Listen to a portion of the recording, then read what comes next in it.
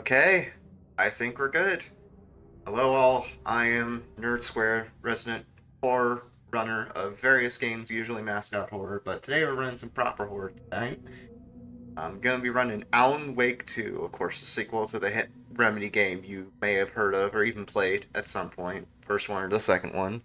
And this is gonna be an interesting run because in a lot of recent showcases that the community has done of this game since it came out back in 2023, it's been of just certain sections of the game, Alan or Saga's chapters, because those are the two characters we play as. But this run is not only both of those chapters, or both of those campaigns, I should say, but also a little end game section as well.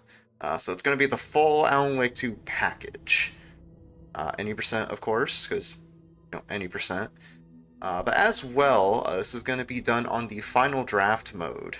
That's essentially this game's version of New Game Plus, and I'll go into the particulars about it once we get into it, because we'll have plenty of time for that. This is a pretty lengthy run, going on 3 hours, going by the estimate, so this should be a chill time. And time starts when we select story mode right here. So 3, 2, 1, go. Right. Load. Back to the beginning. Hey, Alan Wake. Hi, Alan Wake. Alright, so we start off in this little prologue chapter. Thank you for the collect, by the way.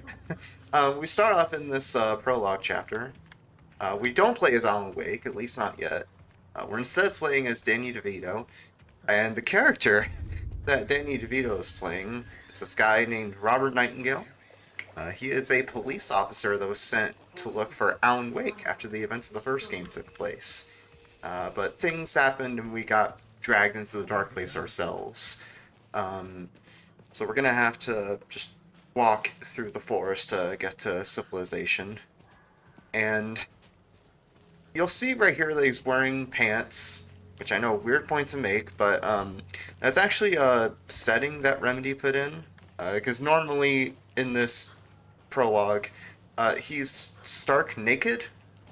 But thankfully, Remedy put a setting in the menu. Literally, I think sensor settings is what it is, or something similar.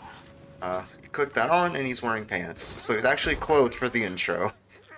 So thank you, Remedy. You have made this speedrun marathon safe. Yeah, this section, it's pretty much mostly walking. Although, in a little bit, once we get under this tree, we'll regain our ability to walk. Or run, I should say. Go under the tree, there we go, we have our ability to run again. Just run our way through the forest.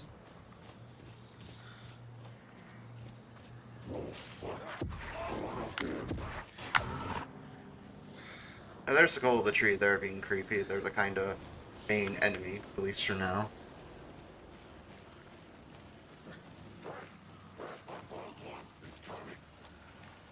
And coming up, we'll come across some more cultists.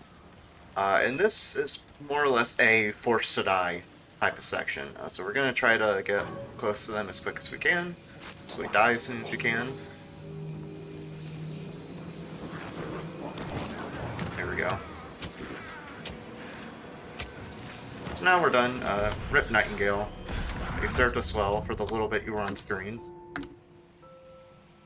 A deputy was supposed to be here to show us to the crime scene. Now we're in our first proper chapter. Of course, we play as two characters in this game. We start off playing as Saga Anderson. And her deal is that she is an FBI agent who just recently got promoted at this point in the story. Saga Anderson, I'll be leading this case. And Seems you already know my partner, Alex Casey. we are investigating a murder that happened at Cauldron Lake, which coincidentally enough, the victim is the guy that we played as in the intro, so it's a nice little callback there. Oh, sure, that's real simple.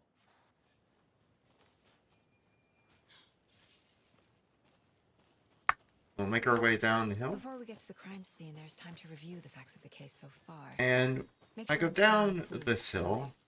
Going to be a Hey, few Casey. ledges. I'm You two are in intended charge. to hop down with a little animation.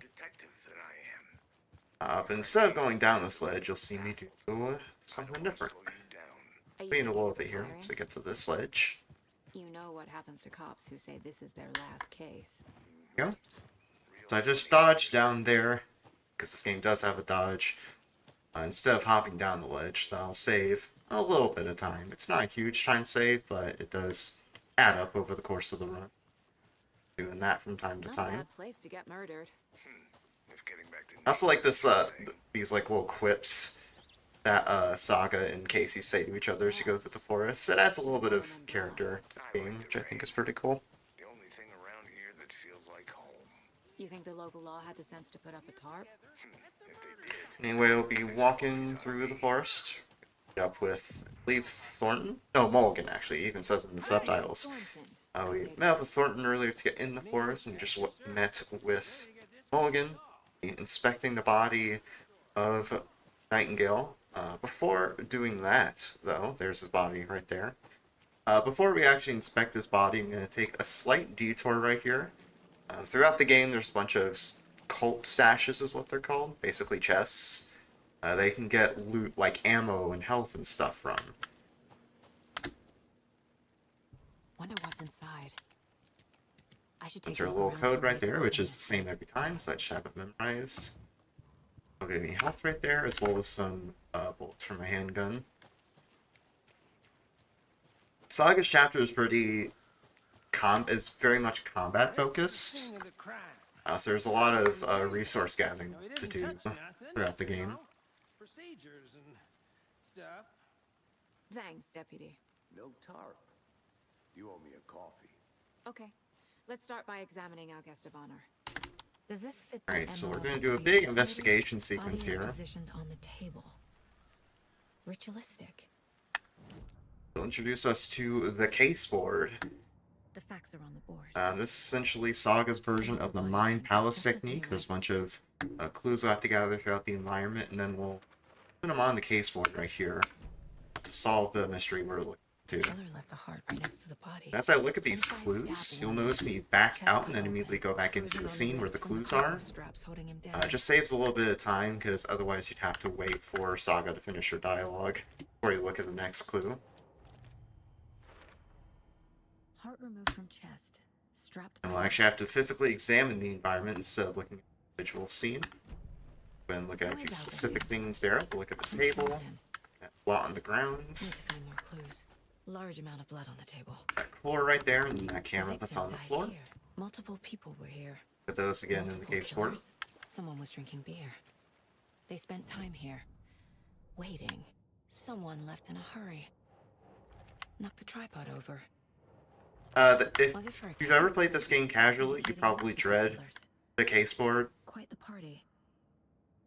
Did I miss something? Hello?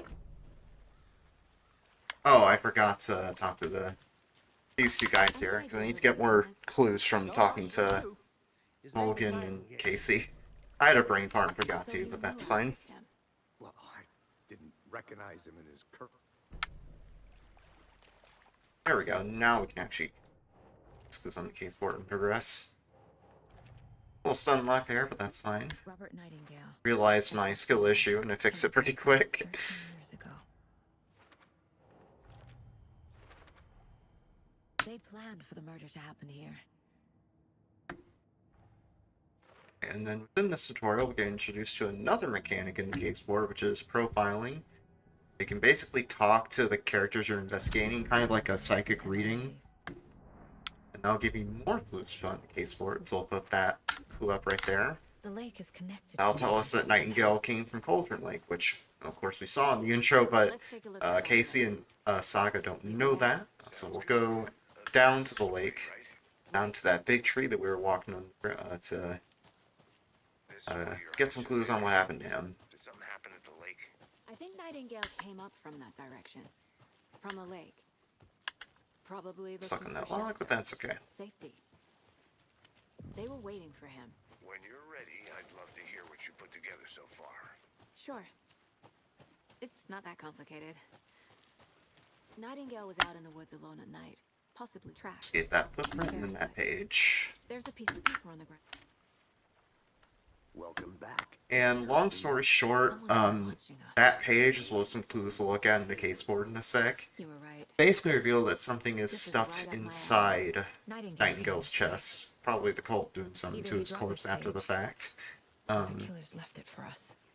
We're gonna put those clues into the caseboard in a sec, and then try to get to town. Gives me the creeps. You need to get out To be more. careful when placing these clues, because if I place It them is kinda creepy. too close to I should where call Nightingale about this Mulligan page. is, it can cause a soft lock.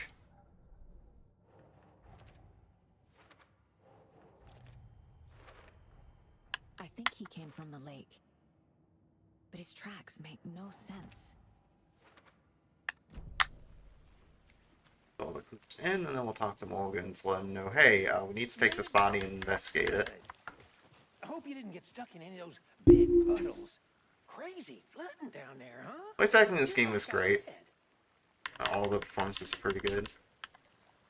Oh! Did it happen? Are you kidding me? It actually happened. I literally talked about the soft lock just now, and it happened. um, Someone's been He's still in watching one us. piece at playing a sick game. it's fine. I can probably just go back here and it's okay. That's literally never happened before, so I'm Nightingale came this kind way. of stun locked, not gonna lie. He dropped this page. So that's a soft lock. The killers left it for us. As you saw, I wasn't able to talk to Mulligan. Normally, you're supposed to go up to him and it like triggers a dialogue tree where you can tell him to take this body to the morgue. But it ended up not triggering there, so I just got kind of stuck.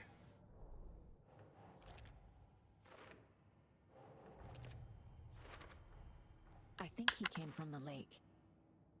But his tracks make no sense. Oh wait, I know the goof, I think. Or not? Oh, the page. Wait. Did I not grab the page? I'm not able to profile him on the page for some reason. Hey, you made it back. Good. Hi. I hope you didn't get stuck. in any of Okay, those hi, big what are you puddles. doing, sir? Crazy flooding down there, huh? Just like I said. What are you doing? Yeah, I'm curious, where is this one? Is it right at the tree? Oh wait, no, I think the other one was at the tree, actually. If this goes, like, completely awry, I can just load the, Mentioned on the table. load a save in the next chapter. But I seriously don't know how I missed the page. Like, genuinely. Someone's been watching us. And playing a sick game with us. You were right. Nightingale came this way. Either he dropped this page, or the killers left it for us. Profile you, sir? Nightingale was chosen as the victim. I'm actually kind of baffled. I don't know why it's on there. Why I can't look at the page. I think he came from the lake.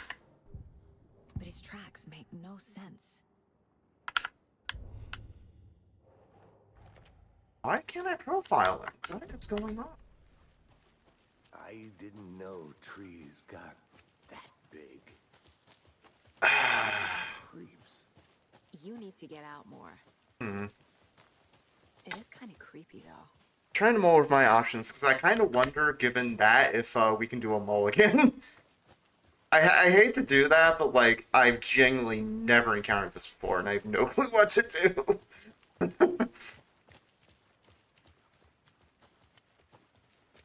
Hey, you made it back. Okay, yeah, he's being glitchy. I hope you didn't get stuck in any of those big puddles. So I'm gonna try loading this save right here, and if that doesn't work, then I'm afraid we're gonna have to call a mulligan. Because I genuinely don't know how to fix this. positioned on the table. That's fine. We'll just hold this dude case board deal.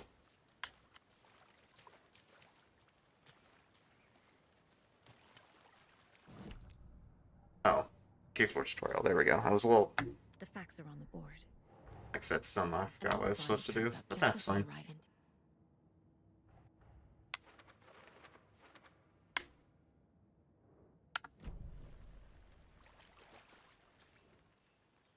The killer left the heart right next to the body. Inside Probably could have just stab done wound. this, to be honest. I There's literally cargo would have pay. only wasted a few Bruising on the minutes wrist from the cargo doing it strap this way, holding but down. it happens. If it goes over estimate because of that, it's whatever.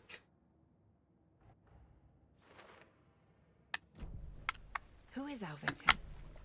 Who killed him? Need to find more clues. Large amount of blood on the table. The victim died here. Multiple people were here. Multiple killers? Someone was drinking beer. They spent time here. Waiting.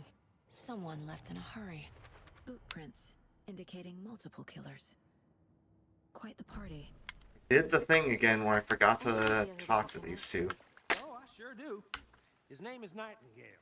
He was... So you knew our victim. Well, I didn't recognize him in his...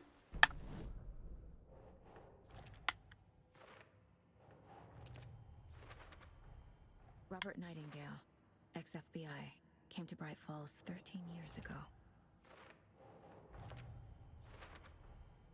They planned for the murder to happen here.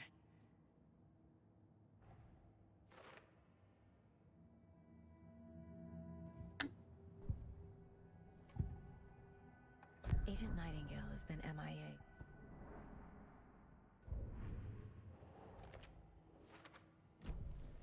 The lake is connected to Nightingale. Yeah, I generally don't know why that soft block happened.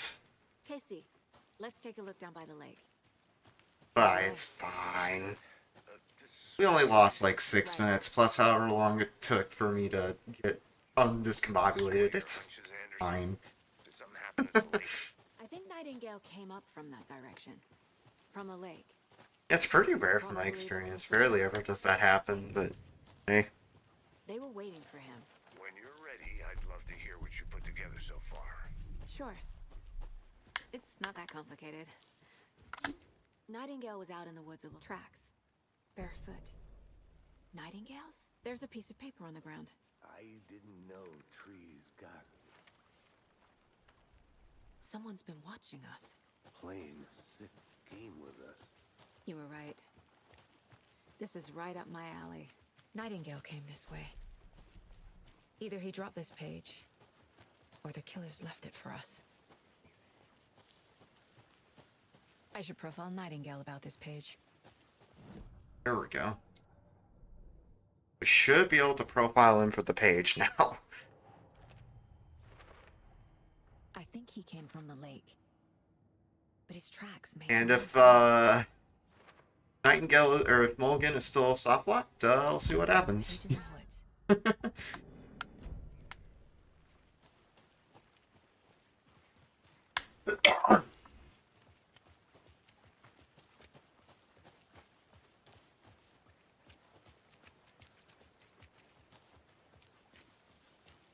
Hey, you made it back. Good. Alright, Mulligan, talk to me, Hope you buddy. didn't get stuck in any of those big...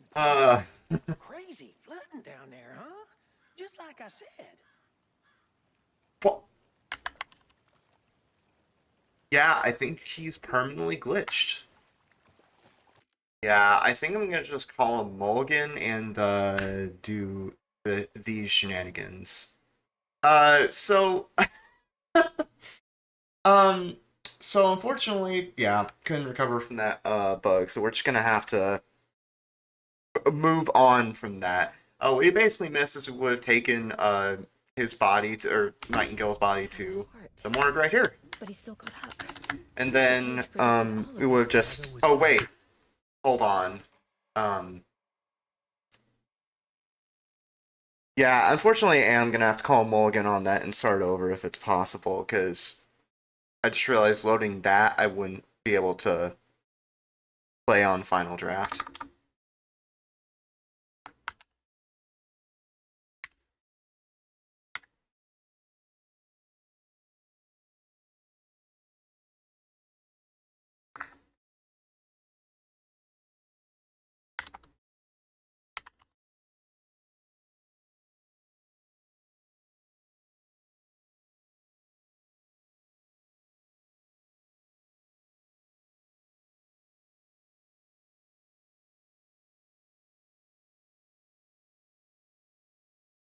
Like, you don't have to start the timer if we don't, or restart the timer if that's not possible. But I definitely do need to start over. So.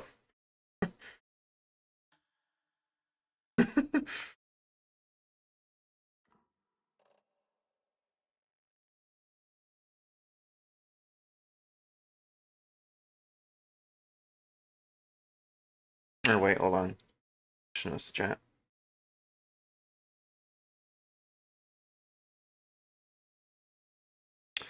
It happens.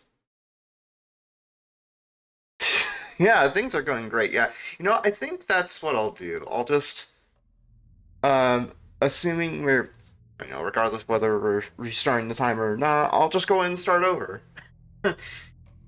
That's fine. It's long-a-thon. We're gonna be overestimated by some degree anyway. So, assuming we've reset the timer, I guess either way, time restarts in a 3, 2, 1, go. So, if we get that again, we might have issues. Hopefully I didn't just jinx it. But fresh start.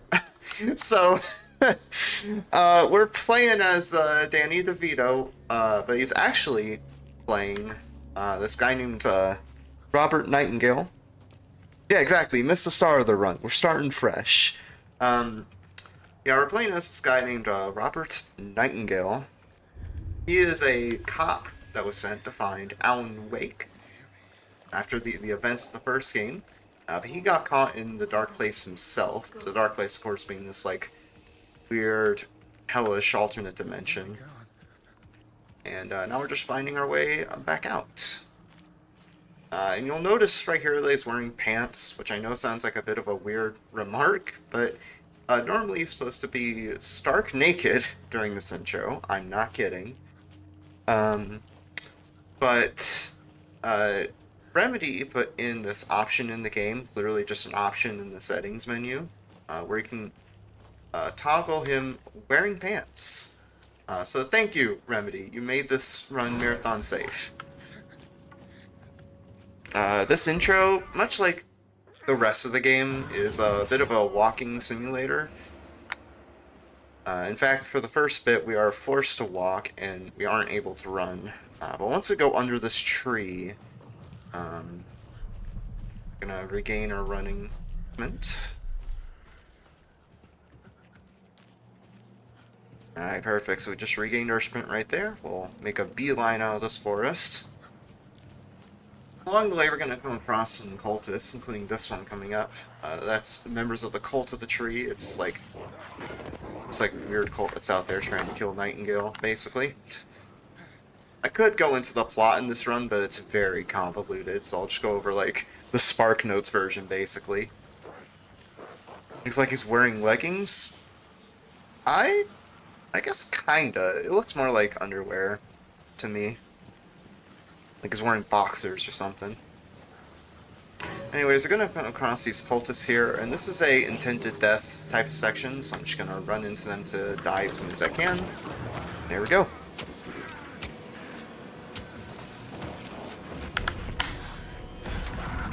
There we go, Rip Nightingale. He is no more. Now we're going to be playing as Saga for the first time. Definitely the first time this stream. Of course, she's one of 2 characters we'll be playing as in this game. And her deal, as far as the plot goes, is she is a FBI agent that just got promoted. And she is assigned to this case regarding a murder that happened at Cauldron Lake involving Robert Nightingale. Yes, the same character that we were playing as in the intro. The prologue chapter, essentially. So we're investigating the murder of the character that we played as in the intro, which is a cool callback in my opinion. We'll be making our way down to the lake. Some stairs we'll be walking down here. And on the way down those stairs, there's a small trick I'm going to try to go for. Also, this game just looks pretty in general. I'm sure you could suss that out from the bit of gameplay earlier. this game just like made the most use it could of the RTX 40 series cards at the time, which of course I have in my computer. So the game looks very pretty. We did just do the movement trick I was talking about. Normally with ledges like that, you're supposed to, simply hop over it by pressing interact. But instead of doing that, I did a couple dodges over the ledge. Lets you get down those ledges a little faster, which saves a bit of time throughout the run. Damn. Should have brought an umbrella. I like the rain. The only thing around here that feels like home. Making our way over to the area where the corpse is. We're gonna meet up with Mulligan, who's one of the two sheriffs that are kind of helping us with this case. Thornton was one of them. That's the guy that let us in earlier. That's me, at your service. But on the way to the corpse, instead of actually waiting at the corpse and waiting for Casey and Mulligan to get over here, I'm gonna take a slight detour at the end here to get our first Colt stash. Colt stashes are basically chests throughout the game that give you a bunch of loot, like ammo, health, things like that. Our first one right here, which do have a bit of a code to them, but I have them memorized. Wonder what's inside. I should take a look around for a way to open this thing. Open this one, they'll give us a trauma pad. That's our health restore right there, as well as some handgun bullets. Ammo resource gathering is a pretty big part of Saga's half of the run, because there's a lot of combat in Saga's sections, so I'll be grabbing quite a few loot chests like that throughout the run. Just grabbing loot in general as we go. Thanks, Deputy. Looks like we have enough ammo for combat sections in the run. Let's start by examining our guest of honor. Does this fit I'm going to do a big investigation sequence Body is in positioned this little area surrounding the body, ritualistic. and introduce us to the case board, which is essentially Saga's version of the Mind Palace technique you might have seen in a bunch of detective media. As we go through the world of Saga, we gather a bunch of clues by looking at things in the environment, put them on the case board, which will let us look further into the case we're looking into. Got a few things on the table there, and then we put them on the case board. Do some more investigating to get more clues. It's a little bit more involved this time because you have to physically move around the place instead of looking at individual scenes. Who killed him? Look at the table there. Need to find That little clues. imprint on the A ground. large amount of blood on the table. That cooler right there. The victim died here. And the camera on the ground. With some of those scenes where I have to look more closely at the clues, they might have noticed me They spent time Wait, bobbing in and out, someone left in a hurry. or backing in and Knocked out. the tripod over. That just avoids having to wait for some dialogue to clear. Boot prints. Um, Indicating multiple killers. Any idea who the victim Or you is? can look at the next clue in the scene. His name is Knight. So you knew our victim. Well, I didn't recognize him in his current. Got to talk to those guys just like before, but quickly cleaned it up. I already put in most of the clues anyway, so it didn't waste too much. FBI came to Bright Falls 13 years ago. Put all these clues in, but that's not quite enough for Saga to proceed. Planned for the murder to So happen. this will introduce us to another mechanic in the case board, which is profiling. It's more or less a spirit reading, where we can interrogate Agent Nightingale. someone involved in the case to get more clues as to what's going on. And the clue that we got there tells us that Nightingale is back down at Cauldron Lake, where we started the game as Nightingale. Let's take a look down by the lake. Of course, Casey and Saga don't know that, but we do. So we're going to follow the clue and go down to the tree that we were walking under before. Hopefully no slap block this time. Did something happen? Of course, I just jinxed it, but hopefully we don't. Come up from that direction. We're gonna investigate a footprint and a page. Very important that we get that page, because there is a clue as well as a Waiting for him. profiling cutscene that's associated with it. Together so far. Sure. It's not that complicated. Nightingale was out in the wood tracks, barefoot. There's a piece of paper. Grab that page and we'll go back up Anderson Someone's been to watching us. Mulligan. playing sick game with us. You were right. This is right up my alley. But at a Nightingale certain came this point, way. to do the Either he dropped this case cage, boards so he doesn't or the killer's bug looking out. for us. I didn't know trees got that big. Gives me the creeps. You need to get out more. It is kind Walk of here actually just to be I should safe. profile Nightingale about this page. So we should be good there. If the game decides to be nice. I think he came from the lake. But his tracks make no sense. Looking good. Page in the woods.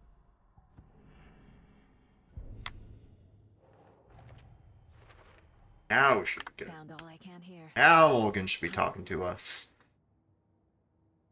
Casey, I think something's been put inside Nightingale's body. Either I soft locked earlier or did a big goof. Because I think I forgot to put that last clue there, and that's why he wasn't talking to me. I hope you didn't get stuck in any of those big puddles. Crazy flooding down there, huh? Just like I said. Yay! He's talking to us finally! Thank you, Vulcan! Oh my god. Well, sure. But the corner back to the parking lot just... It's okay. Technically, we have a fresh start. We're fine. So now that Vulcan finally decided to not be mute, we're gonna go back up to the parking lot at the top of Cauldron Lake, so we can take the Nightingale's body back to a morgue, which weirdly enough is attached to a police station. Don't worry about the details. Murders aside, pretty woods. Cute lodge we got set up in. We should go for a hike. Yeah, Saga's section, like I said, very intensive on resource management, but also very intensive on case board management. Just remembering where all the clues go for all the case board segments throughout the game. It's a lot, and I wouldn't blame you if you thought that the case board was extremely tedious, because it kind of is, even in a speedrun perspective where we know where to put everything. There are actually some optional clues I could have gotten, which would have given me a bit more lore about the world and stuff, but those are obviously optional, so we avoid those. We typically only get clues that we absolutely need to progress through the game, like what you saw me do near the corpse location, the corpse site. I've never seen killers reach out so directly before. Damn impressive work so far. With your technique, these hunches are moving fast. So we'll move on over to Bright Falls. Of course, you might recognize Bright Falls from Alan Wake 1. Obviously, it makes a return in this. You got me up with another sheriff, Tim Breaker, otherwise known as John Ashmore, because that is the name of the actual actor that plays him. You might also recognize him from Quantum Break, another pretty good Remedy game. And you saw earlier with Mulligan how props and like random physics objects can behave weirdly in this game. That can also happen with Casey and his coffee right here in a sec. So we'll see if he decides to hold his coffee kind of Nice weird. to meet you, Sheriff. I'm set for coffee. You know, I wouldn't say no to another. Your deputy Yep. said you had a couple. So you can see the coffee is floating just outside his hand. Sound like suspect. I don't think Casey knows how to handle coffee very well. Good to see you. Can't believe Excuse me. I'm Agent Saga Anderson. Are you the Bookers? That's us. I'm Tammy, and So what did you see in the woods? This naked dude came out of the lake. What makes you say it was a cult? This is kind of another tutorial for profiling, because they omit details that indicate they're kind of hiding something, so we have to probe them basically by going into the The Bookers were at Cauldron Lake. profiling. So you found something there, right? A necklace these cultists may have dropped.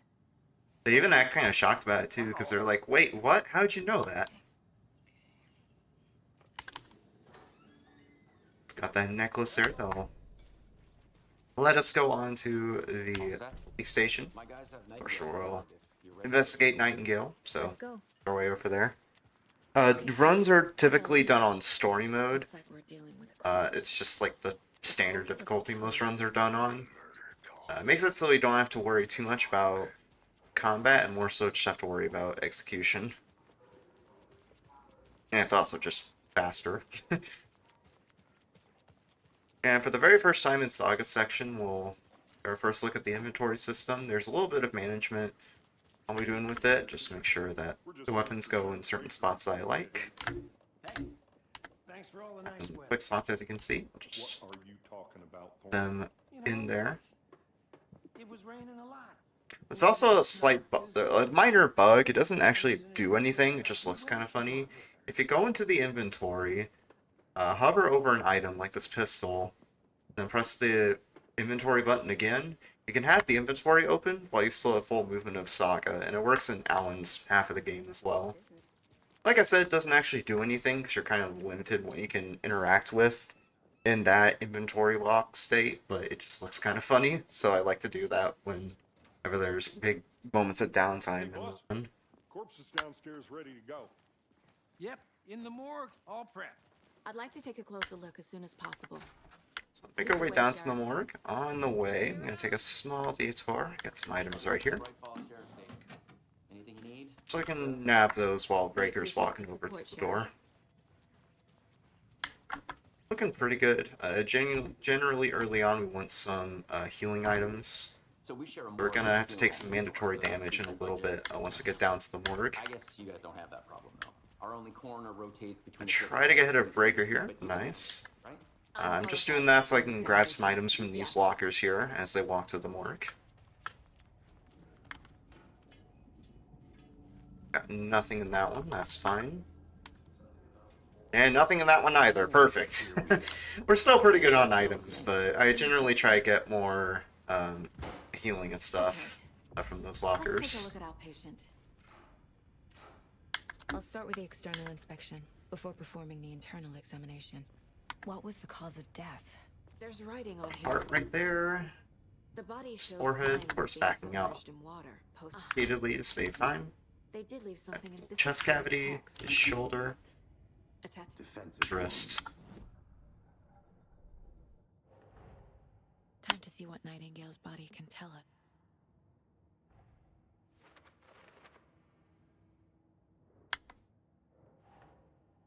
Clues up if they decide to not freak out. Hello? What was that? Okay then. That was interesting.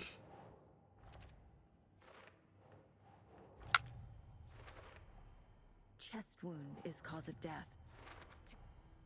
There's definitely something in his chest. Alright, so now that we've investigated him, we'll try to do a little autopsy, but things go horribly wrong. Breaker's gone in the dark place now, and officers have been killed.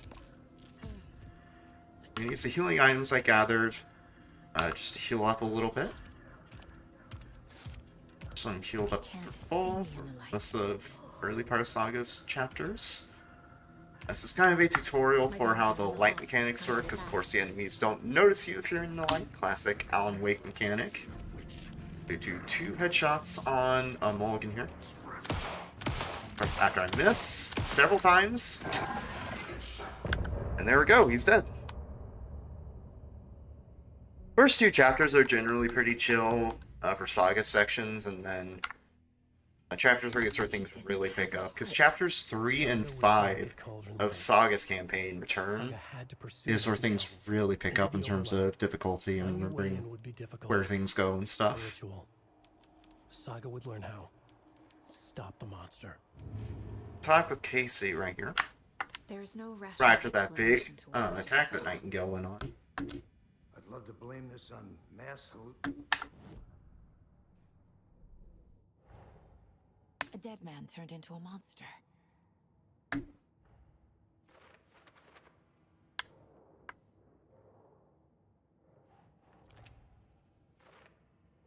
Look those up and then talk to Casey again. The page places Nightingale back at Cauldron Lake. Calls him a Taken.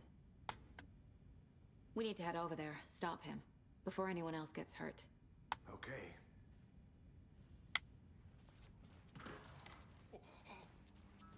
We heard gunshots, y'all okay? I also like how Mulligan and Thornton interact with this. It's kind of funny. Like I said, acting is very good in this game. Nightingale turned into some sort of a monster, and there are offices down.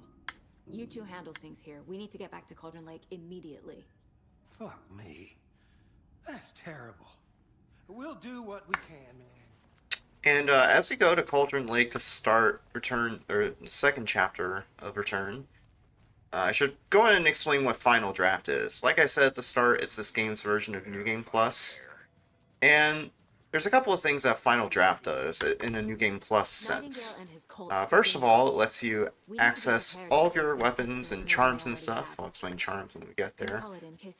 As well as all the upgrades for those weapons. And I have a few that I've upgraded pretty much to max. So I'll be grabbing those in return too. And as well, it adds a few additional cutscenes to give you more context as to what's going on in the story.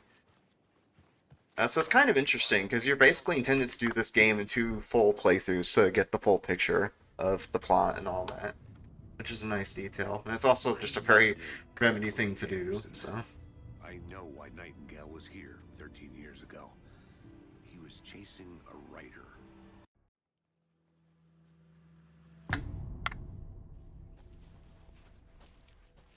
The page says Nightingale's in something called an overlap.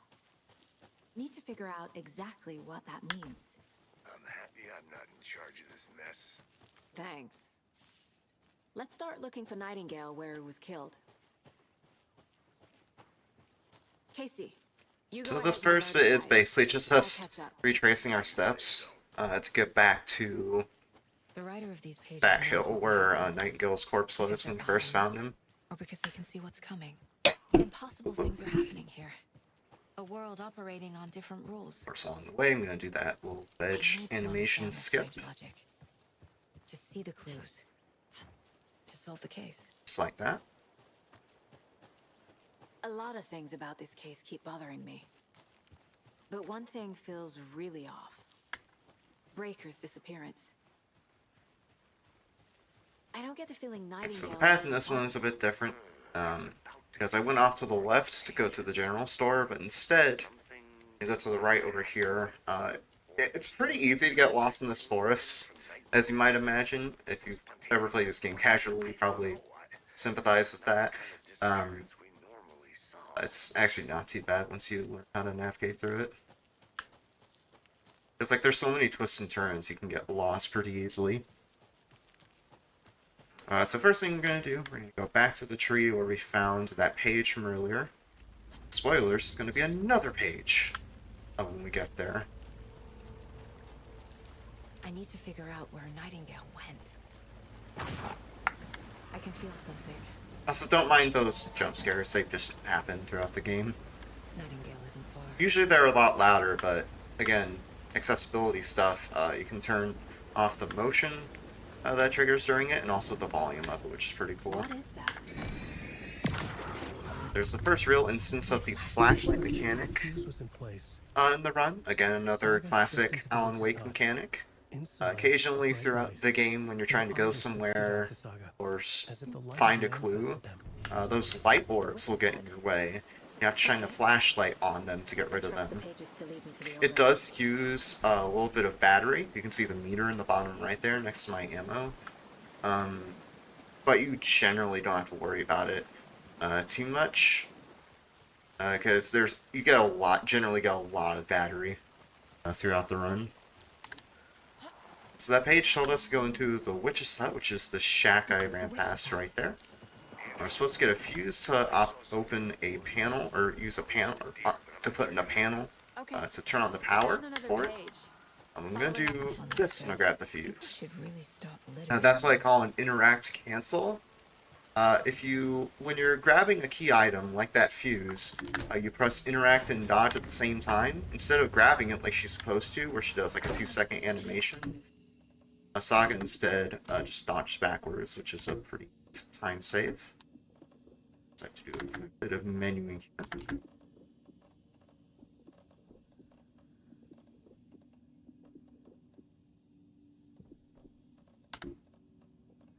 Just got that out of my shoebox. That's how you access your items in New Game Plus. Another page. I've got the page here. It's just what we're supposed to go here for. So the items I equipped there, I equipped the sawed-off shotgun and the hunting rifle in my 2 slot in the little weapon crosshair. Those are going to be my 2 main weapons in the run, besides the handgun, of course.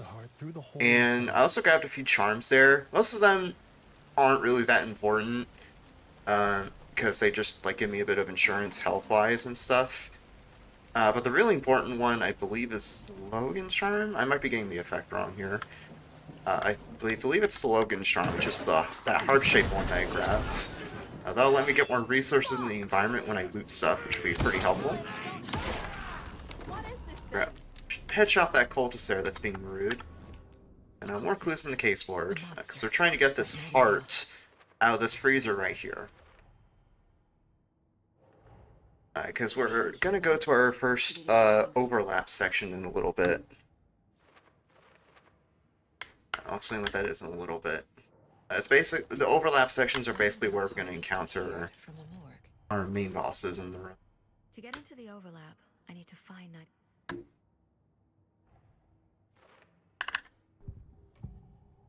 Nightingale here to try to find what the heart is. Of course, we know where it is. It's in this freezer right here. Light orb is in the way though, so we're gonna have to flashlight on it. The text. I feel like I recognize. Yeah, I did have to start over because I got a run-ending softlock that I could not recover from. Because I literally never gotten it before, and so I didn't have a safety save for it. But that's fine. So now I've gotten the heart from the freezer. The deal with these overlaps is you have to do something to trigger the overlap and make it appear, basically summon it. And for us, in this case, it involves putting a heart in a like cardboard photo standee.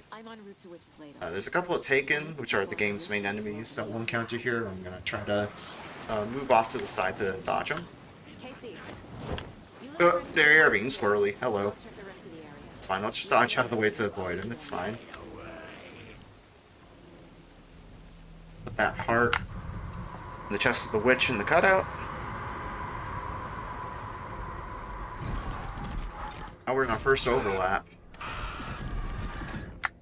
Probably one of the more memorable aspects of the game because, like, the thing with Remedy's games, you know, I mentioned they're very meta and stuff like that, but they're also very trippy.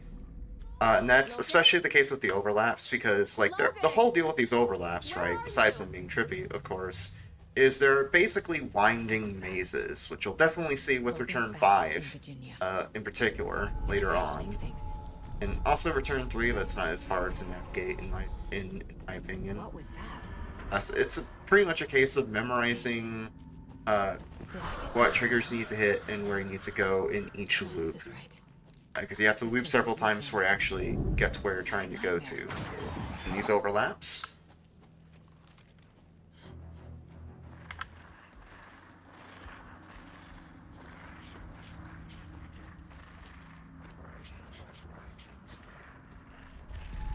He's here.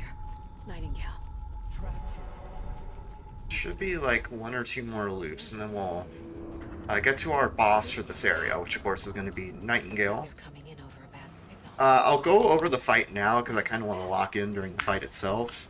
But basically I'm going to try to do one shot in the leg with a shotgun, 2 shots with the hunting rifle to stun him alongside the shotgun shot, get rid of the shield that's around him with the flashlight, and then just wail on him with pistol shots. And it can be kind of hairy if it goes wrong, so let's see how it pans out.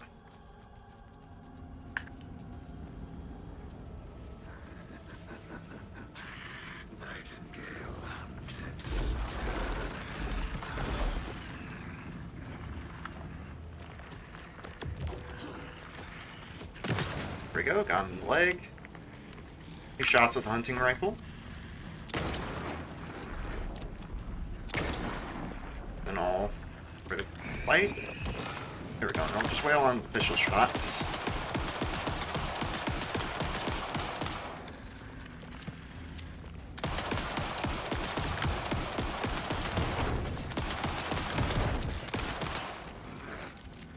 You are very resilient, my guy. There we go, got him finally. And that's Nightingale. Honestly didn't go too bad, but like I said, it can go kind of hairy if it goes wrong. Because you might have noticed towards the end of that fight,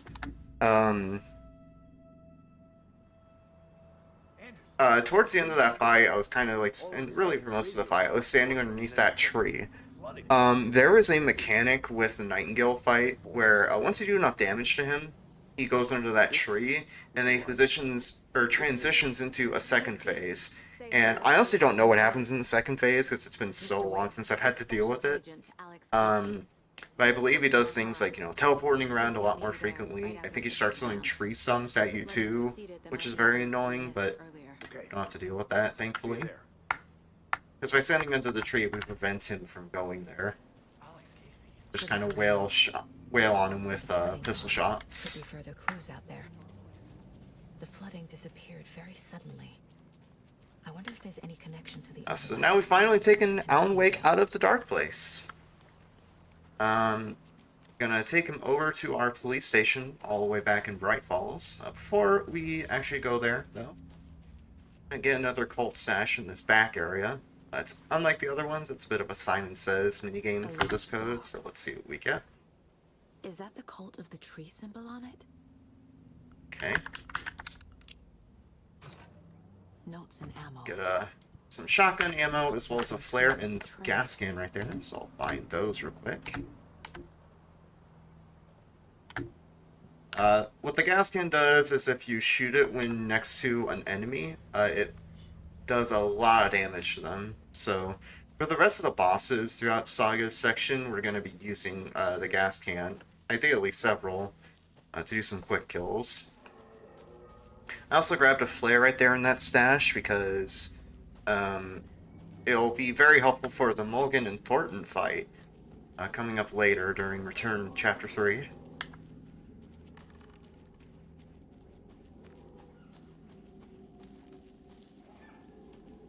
Cross some wolfies here. They are going to try to hurt us by swiping at us, but generally don't have to worry about it because we are in story mode, so we have plenty of health to work with.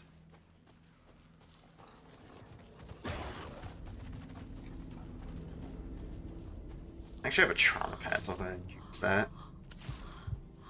Small time waste because of the slowdown, but it's fine. That was like a second.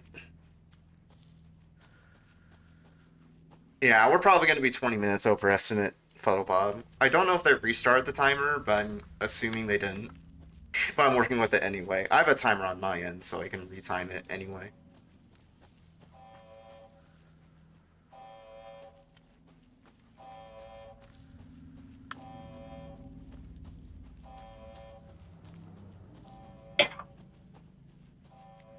I have wondered if that softlock I got in Mulligan earlier was an actual softlock or just me being a dum-dum and mismanaging the case board. Honestly, it probably was. It probably could be the latter, but I don't exactly know. Well, we'll roll with it. That's the thing with running longer games like this. You just kind of roll with the punches. So. What sort of cult refers to themselves as a cult? In my experience, they don't. We're not seeing the full picture yet.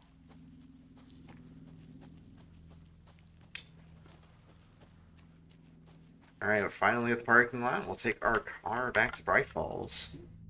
We actually get back to Bright Falls after this quick loading screen cutscene.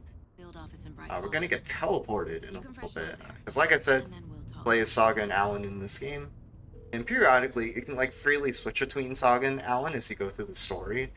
But if you just stay as one character for long enough, the game will force you to play as the other character. So right there, you've just been teleported. Because the game decides, hey, you should probably play as Alan. So that's what we're gonna do. Funnily enough, we play as Alan Wake in a game called Alan Wake. Who could have thunk it? So got the fancy hoodie skin on him.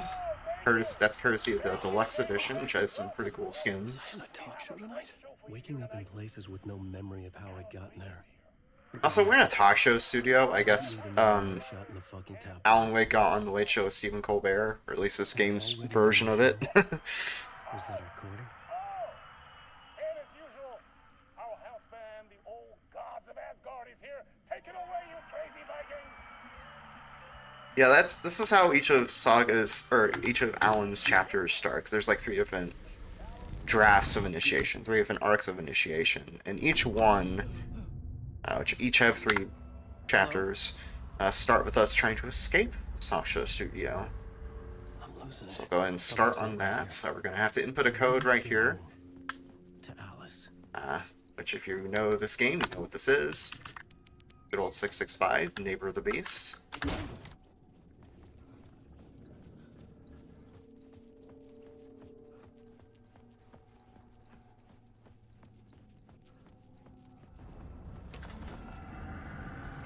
was something in the studio with me.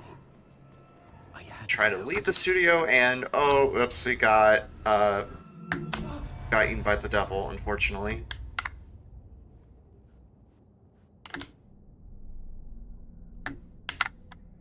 Retry and go back to the TV studio. Welcome back.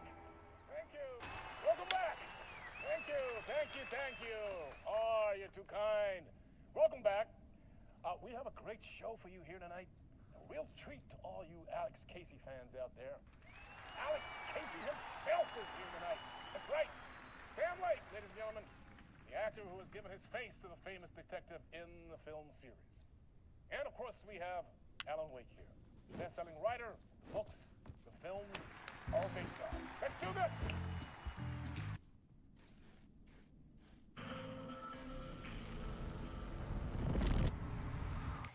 Welcome back to the... Alright, anyway, back from the top. Let's try to escape the studio. This nightmare again. I'm caught in a loop. Wow, it's almost as if we're in a Remedy Get game. the hell out of this building. Alive. So I'll put that code in again. This time it's not 665, they switched it up on us. It's actually 565. Sorta Neighbor of the Beast, I guess. And we'll make our way through the storage room. Go through this door again. Will we get eaten by the devil? We did not. Hello? Now we're gonna meet up with Ozzy, suddenly. Say hi to Ozzy. So dialogue cancel I'm gonna try to go for here. You open those double doors right as he starts that second line of dialogue, it'll cancel the rest of his dialogue. Hey, I can't seem to find Saves a my bit way of time out there. here. Can you point me to the exit? Oh, what? I forgot to skip. What do you want me to get from the basement? I was holding 1 to skip when I hold interact to skip. Just forgot for a sec. Here's the key.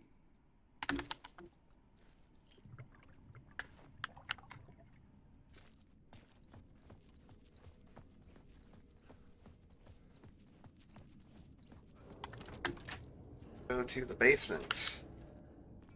In that I'm sorry, off. In that dialogue we skipped, Ati, of course, Ati the janitor from Control, he mentions of a light that we can use to help us get through the environment.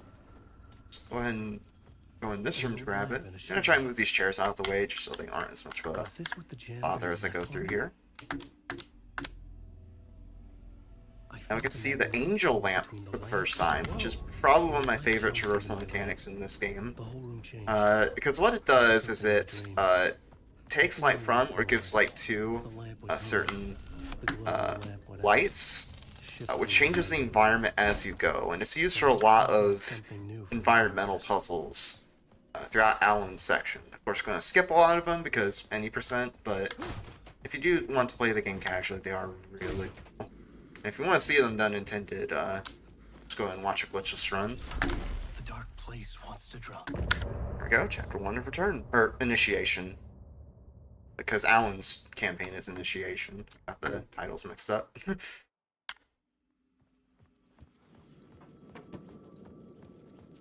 Make our way out here. We're gonna go in this back alley. You might hear a phone ringing right there. As you go through Alan's story, occasionally you have to interact with that payphone to proceed in the chapter. Basically, so you get more information about where you're supposed to go next. But there's only like one chapter later on, Initiation Chapter 5, where that's required. For the most part, we can ignore it. It's kind of like the optional clues during Saga section, where it's an optional plot detail you don't really need to look at for speedrun purposes.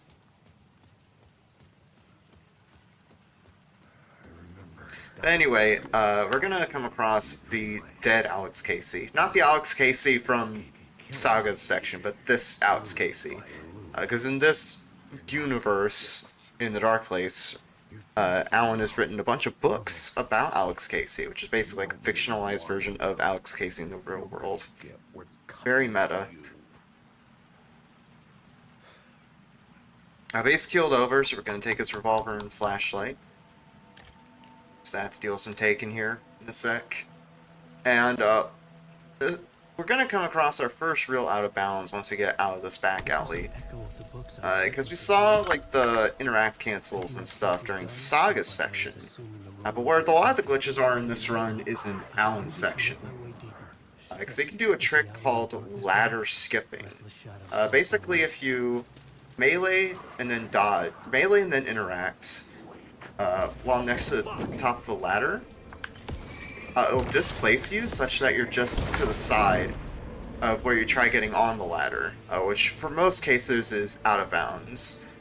So we're going to use that for a lot of out of bounds in a few chapters during Alan's section. And this is the first chapter where we really encounter that.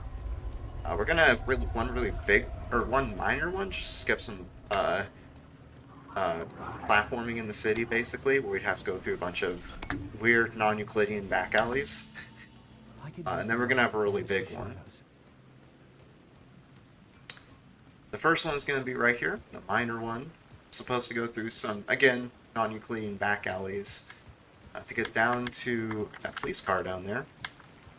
But we're going to do a ladder skip instead to get down there.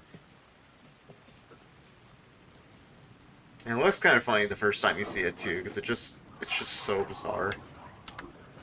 So climb this ladder normally, but once we get up to the top, we're going to climb the ladder not normally. We're going to do that instead. We just got in the ladder skip right there, and then we're going to dodge repeatedly to get down here. Because while you're in this state where you're in midair, you don't have much air control of Alan. So we use dodges to move ourselves instead of just doing normal movement. We're going to hit a safety checkpoint right there, because this upcoming out of bounds, which again is going to utilize ladders, or actually not ladder skips, it's going to utilize something else, has potential to soft lock if it goes wrong. Because they're basically going to do one big out of bounds walk and try to land inside a tunnel as it loads in around us. And if you do it wrong, you can end up on top of the tunnel instead of inside it. So just hit that safety checkpoint in case you have to do it again. And the way we're going to get out of bounds for this one, the big one, is through a really weird property with this little garbage tent over here. Because there's this barrier that's supposed to keep us in, so that can't go out too far outside the city. I'm going to do this instead. Hopefully, anyway. Ah, crap. Didn't quite time it right. Let me do it again.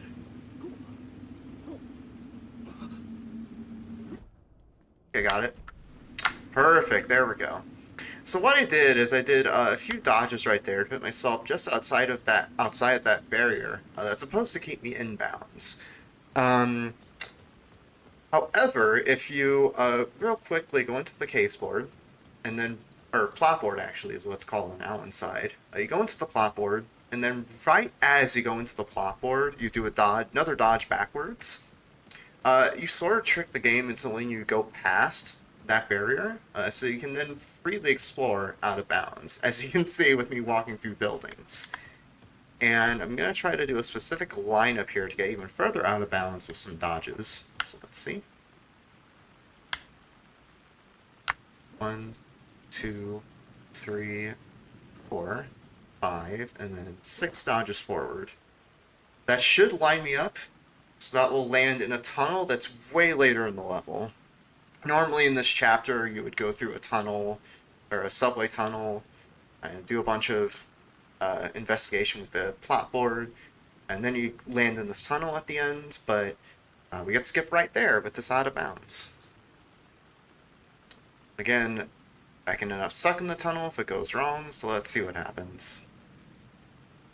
It's pretty anxiety-inducing too, because it's such a long drop. It's like 40 seconds or so.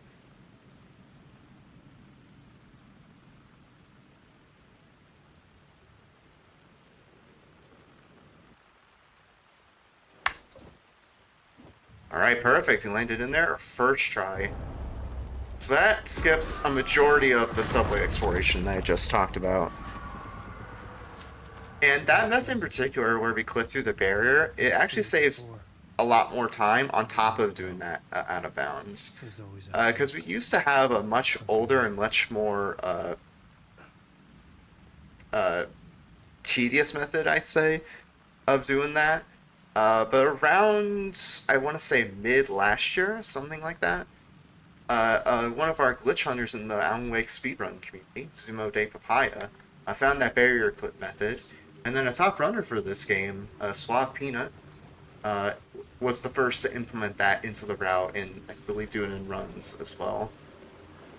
So quite a big time save, versus that older, more tedious method, saves around a minute and a half for each of the out of bounds, which is really convenient.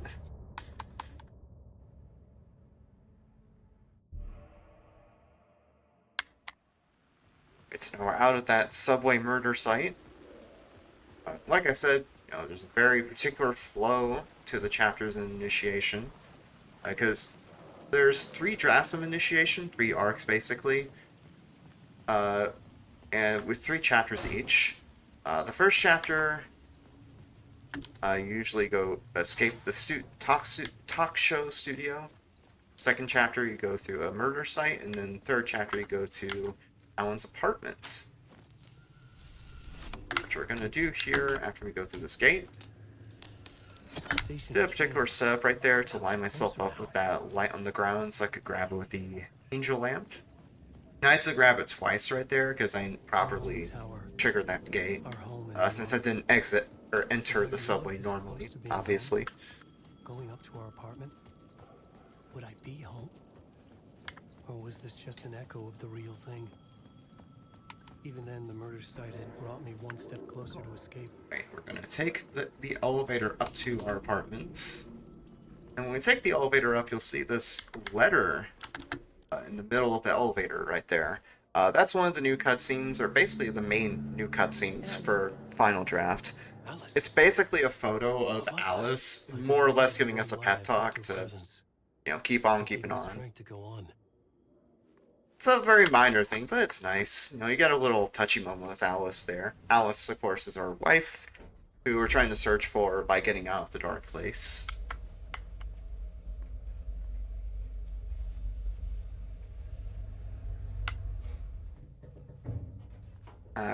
When we exit this elevator, there's going to be some camera flashes that we can avoid having to deal with that by just dodging forward. Avoid getting stun-locked. Alice! Alice!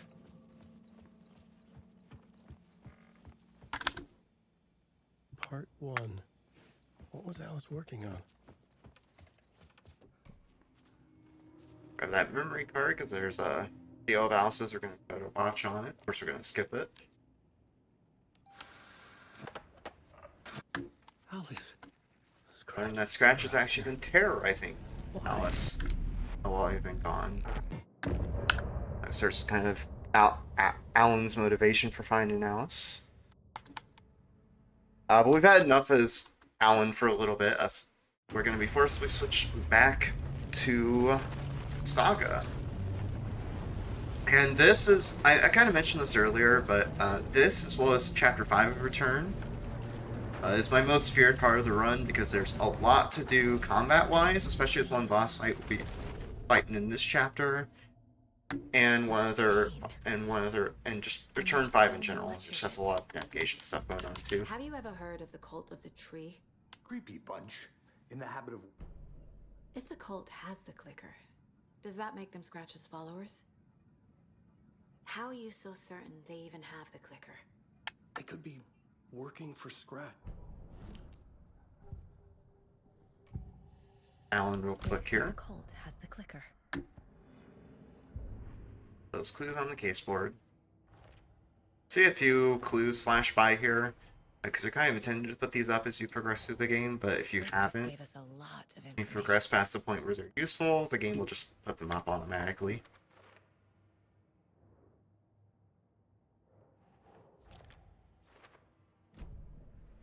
Okay, Mr. Wake. I know you have more pages of the manuscript on you. You don't understand how vital these pages... Okay. Here. Inside the trailer, at the outskirts of Watery, Saga had seen Wake's fabled clicker for the first time, in the hands of the Cult of the Tree.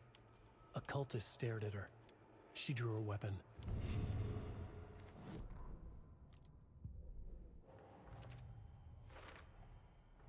The Cult of the Tree has the clicker Wake told me about. They're a part of all this. It's all on the page. The clicker, the cult. So what that sequence revealed, also Okay. that dancing guy I'll is head kind to of Watery funny. and find this trailer. What that page You revealed stay is here and that keep an eye on Mr. the Wake. Cult of the Tree has a clicker that we need to try to get rid of the Dark Place's influence, basically. That's the wrong car. And that cult is in Watery. We're gonna go over there real quick. Not too much happens in Watery tech-wise, besides, of course, the boss fight. But I just think it's a really cool area from a casual perspective. Because, you know, Remedy Entertainment, obviously developers, they are a Finnish studio. And they, in a lot of their games, they like to put in a lot of references to Finnish culture. And this The page area has me is in a trailer, particularly somewhere in Watery. example of that, because I should ask around. it's like one area we'll come across in a little bit is literally called Coffee World. It's an amusement park themed around coffee. You can see the sign in the back there. Because, you know, a little fun fact about Finland, they are the biggest consumer of coffee in the world. Then you're in luck. I need to find a specific trailer in town. Can you help me with that? Yeah, I'm pretty sure.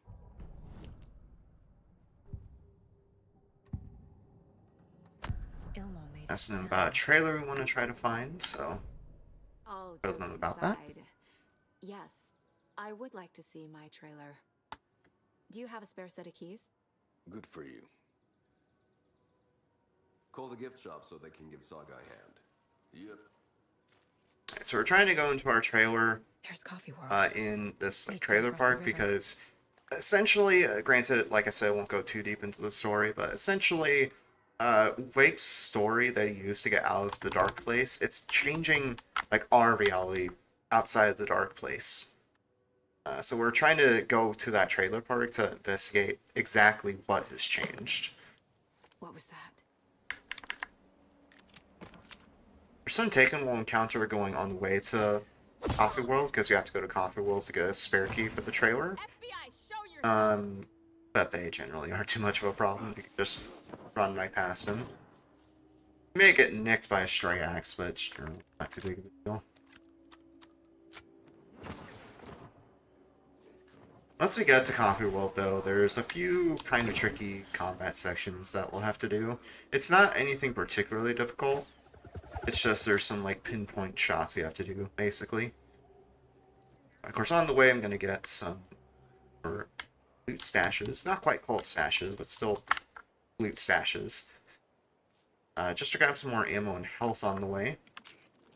What I'm looking for when I look for ammo is I want shells with a shotgun.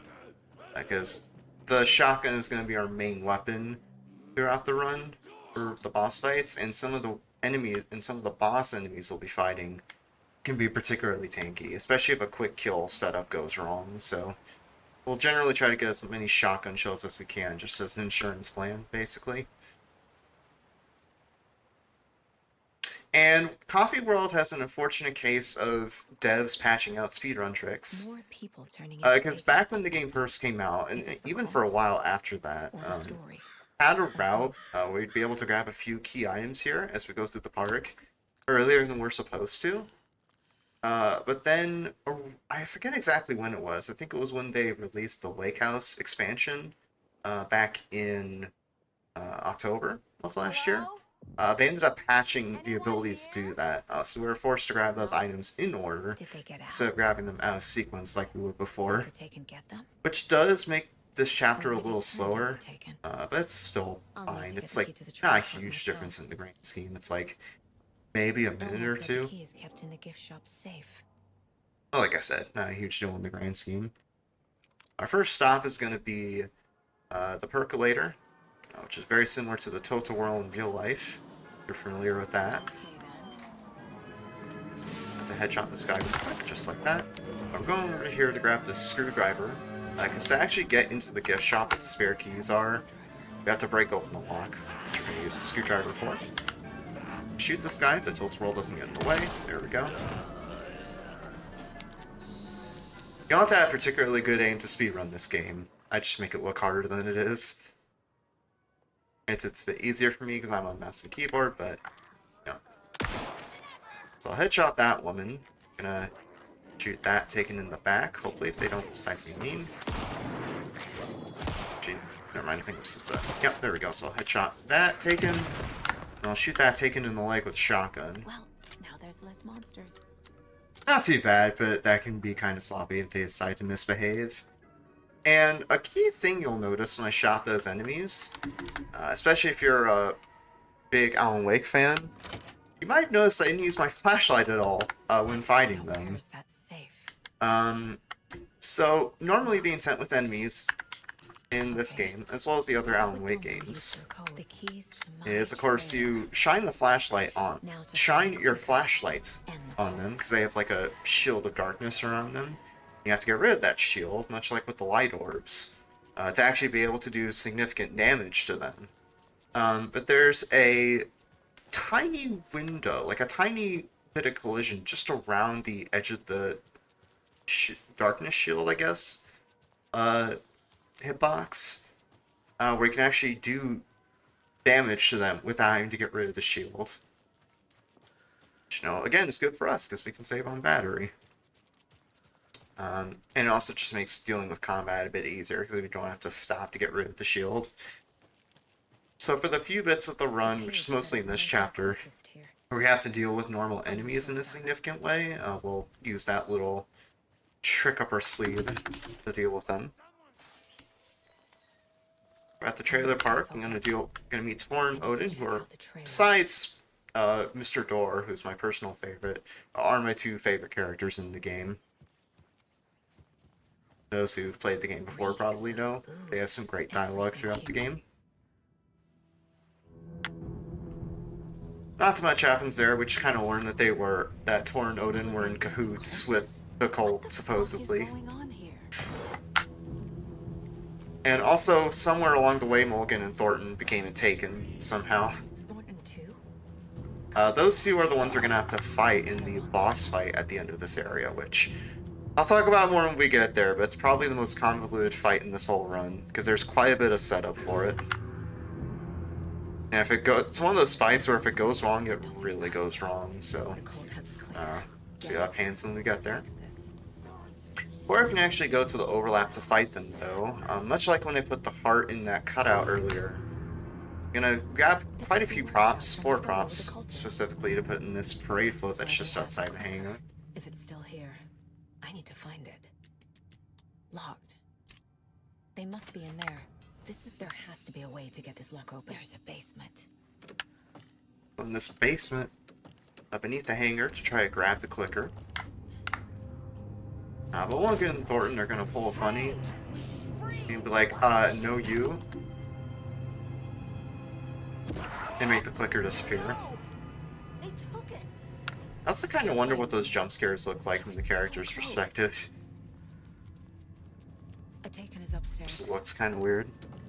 This was a trap. Just gonna grab the fuse. That's one of the A fuse. 4 props we need for the float. Aw. I tried to do another interact cancel on that, but unfortunately didn't get it. It's a little tricky to time that one in particular, so not surprised I didn't get it. Utilizing more darkness shenanigans, we're gonna kill the guy with the headshot using the shotgun.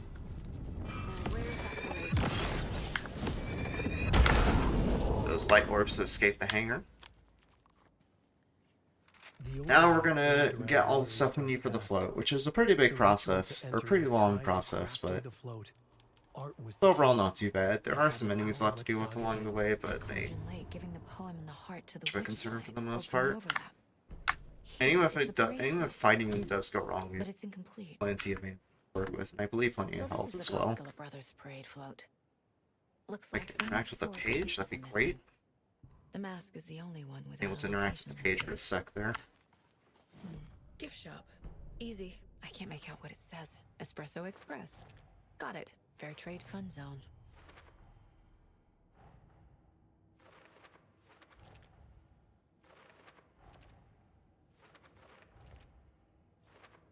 Figured all this out already. So this goes here, and that goes there.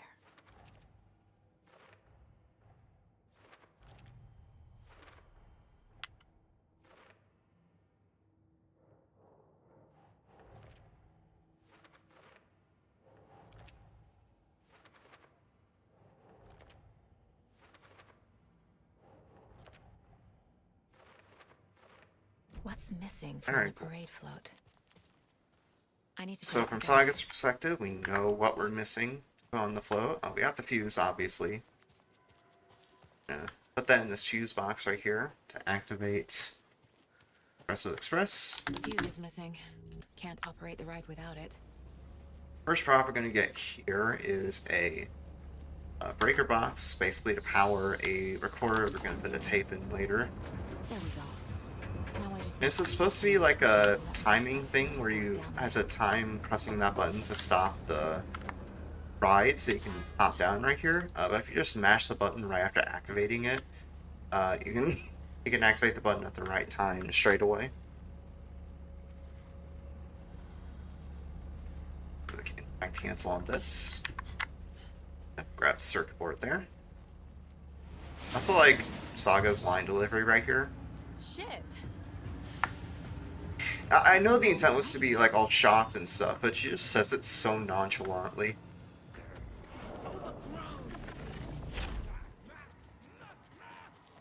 Oh, I'm supposed to profile some people. That's fine. Let's do it in the case board right here. Supposed to do this profiling earlier. I just forgot to do it. Okay, rude.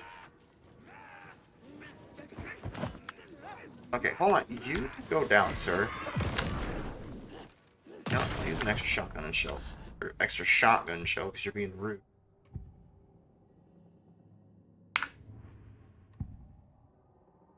This on deputy. Where is the mask? I saw Okay, something. there we go. I was meant to do that earlier, but The well. had a brain Here fart in and forgot. Copperfield. That I know happens. the moose skull will be there. Alright, then we'll grab this pretend knife here. I guess The gift carve shop. will do. We're gonna go back to the percolator. There is a audio tape I'll be needing, or a cassette tape rather, to grab there.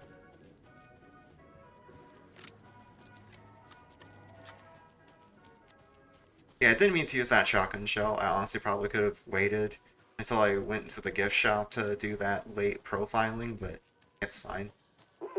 Like I said, we don't have to worry too much about him though. We got plenty of it throughout the run. So grab that cassette tape there. Thank God.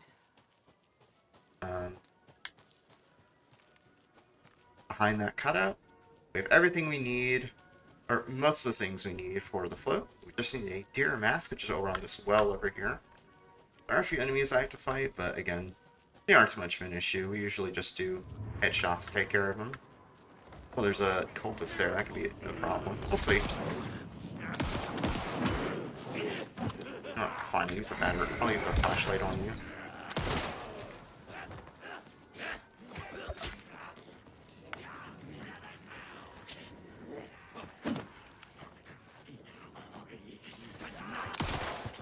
Okay, got that guy. Where are you? There we go. Finally got all of them. Fucking monsters. We opt to kill the enemies before grabbing this mask, because you can't grab the mask Now I until need they're to bring the dead. mask to the So, float. fortunately, some of them were squirrely, but that's okay. Is this the parade float? Page mother That's moose gone skull here. is here. Point knife Obviously. there. There's your knife. Yeah, you take it Some here. creepy laughing for atmosphere. Put the circuit board in here to actually activate the Something to float. get those arms moving.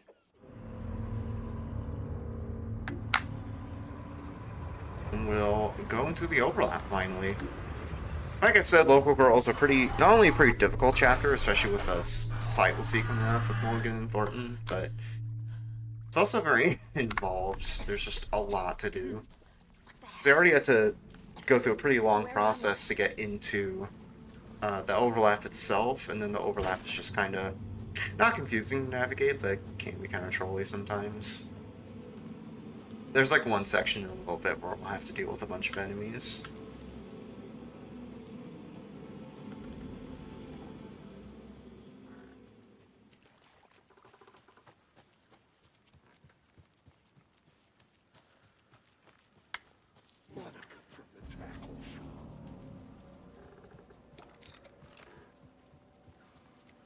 Should be good on ammo, yeah. Just double checking my ammo there to be safe.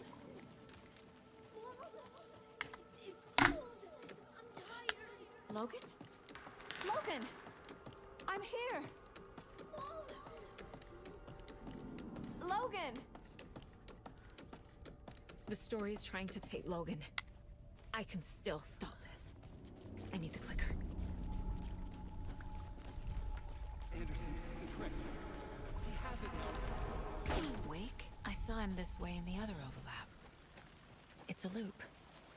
Just like before.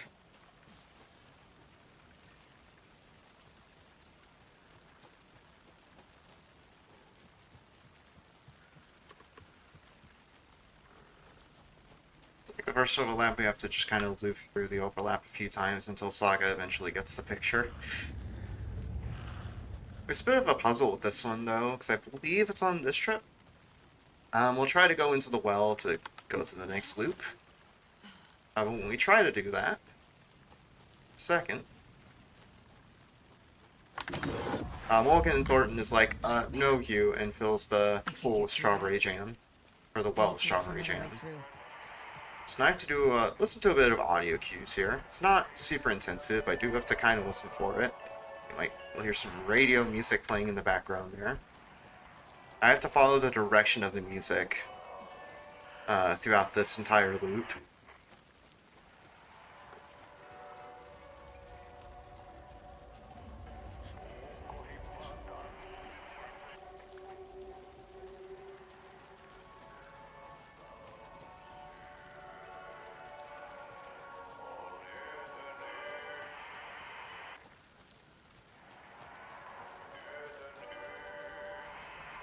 Go this back area here, and then just walk back.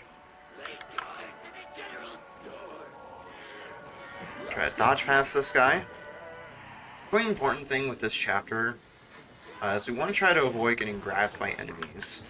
Because, you remember I grabbed that flare earlier during one of the, in one of the cult stashes? We really want to keep that flare for Morgan and Thornton, because it's a pretty integral part of the strat there. And if you get grabbed by an enemy, they can take away your flare if you're unlucky.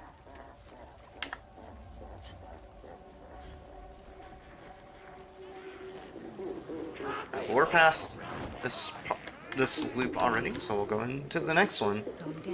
And I'll go ahead and explain the Morgan and Thornton fight now, because it's another one of those cases where I really need to lock in.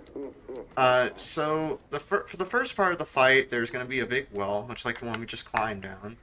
There's going to be a bunch of light orbs surrounding it. And I need to get rid of those light orbs using the flare that I got earlier. Because otherwise, Morgan and Thornton will just respawn infinitely until I get rid of them. What does that mean? Of course, I'll use a shotgun as well as a hunting rifle to take care of Morgan and Thornton when removing the light orbs. And then once the light orbs are taken care of, I'm going to throw a gas can at the base of the well.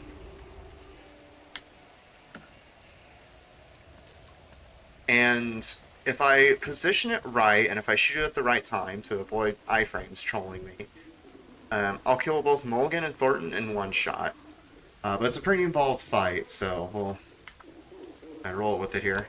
And I do get a checkpoint partway through if I fail, so here we go.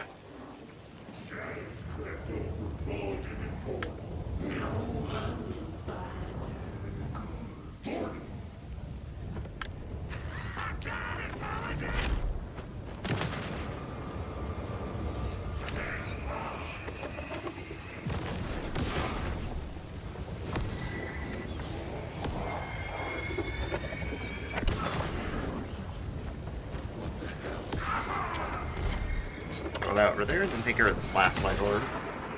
If he decides to not shoot me, hello? Next time they won't be coming back. So I'll throw this gas can down. Hopefully I throw it at the right spot. Ah, that should be good enough. Alright, and I'll try to shoot this right as they get out of iframes.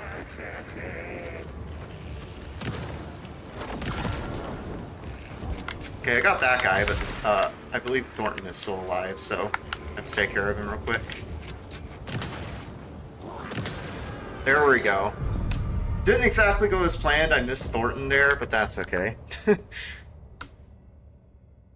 So what's scary if you don't get that quick kill is Thornton, as you saw there, can go on the cliffside next to and start sniping at you, which is not a fun time. Alright, so I'm gonna try to go for a little glitch here called a phone call skip. We'll see if I get it. Bit of a tricky positioning. I have gotten it? We'll see. Ilmo made it sound like a... Alright, got it, cool. So what I just did there is, like I said, the phone call skip. Normally when you go back into water, you're supposed to call your husband over the phone. As you can see, Saga's holding her cell phone. But if you go into a cutscene in the case board, like I did with that profiling cutscene, right as the phone call starts, you can maintain your normal movements while you have the cell phone out. Normally when you have the cell phone out and it's kind of like a walk and talk sequence where you're forced to walk and the game kind of restricts your movement. So one really funny side effect of that is you can actually dodge while you have the cell phone out. And as you see, it looks kind of janky. Saga just like does the splits pretty much. So that saves time because it just lets us sprint instead of being forced to walk as we go back to our car.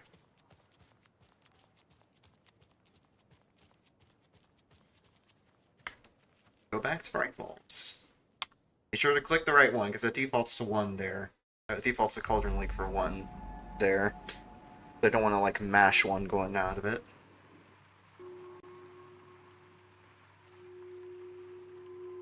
Alright, so now go back to the Bright Falls police station.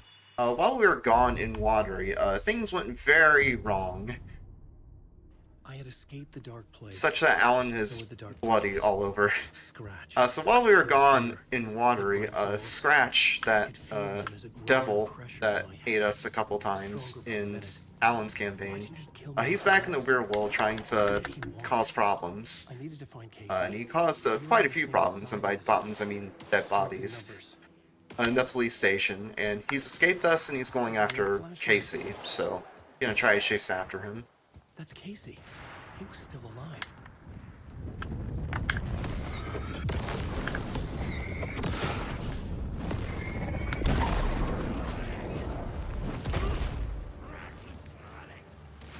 And it's a pretty straightforward section as far as the speedrun goes. You just run forward for a little bit.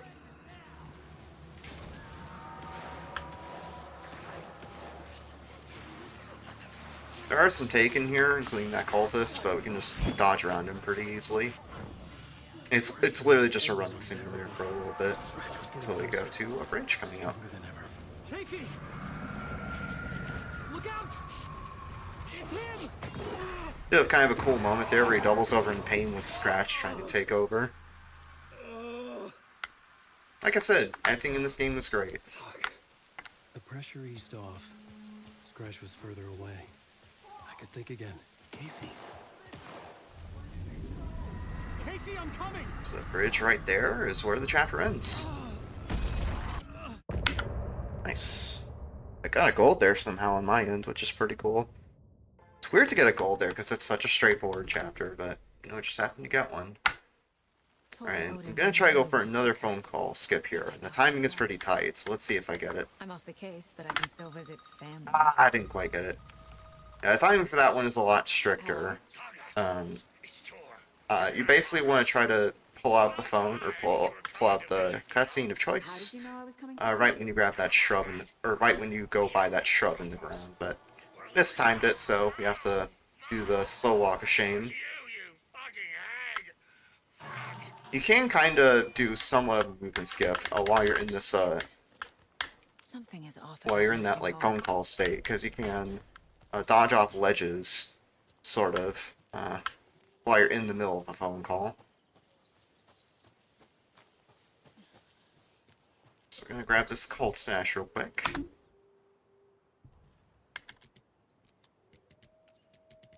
Go. Code for that is 177. That'll give us another flare, and it'll also give us a gas can for later. While we do have set points where we loot stuff, what you get in the loot is random. And a lot of people tend to get multiple gas cans, which is helpful for a boss fight later, but usually in runs, and looks like it's the case here as well, I only get one, which is fine. Because of the amount of ammo we got during Mulligan and Thornton after I killed Thornton the first time, at least I think it was Thornton, we had plenty of shotgun ammo to last us pretty much the rest of the run. There's also some more shotgun ammo we'll get later, so. Alright, so now we're in Return Chapter 5, Old Gods. This is the other chapter I'm scared of, not because it's particularly hard, there's just a lot to do and a lot to remember in terms of like where to go and caseboard management, all that. What's up? Hello, Rose. Thought I'd swing by, see the family. Not a bad time, is it? Oh, no. I was just on the phone with Tor. He invited me over. Sorry, they had a lick. Sure. And speaking of caseboard management, there's some cool not really trickery, but like I guess auto score management we can do involving the caseboard. It's right there. Rose, the head nurse, is supposed to show us around and let us meet all the guests in this nursing home. So that's obviously a bit slow because there's some dialogue you have to wait for. So while she's downstairs doing her thing, I'm gonna go through this dialogue with Odin, who isn't doing too well. He was more than a little drunk last time we saw him in Watery, so he's kind of conked out at the moment. I need to ask you a couple of questions. Odin?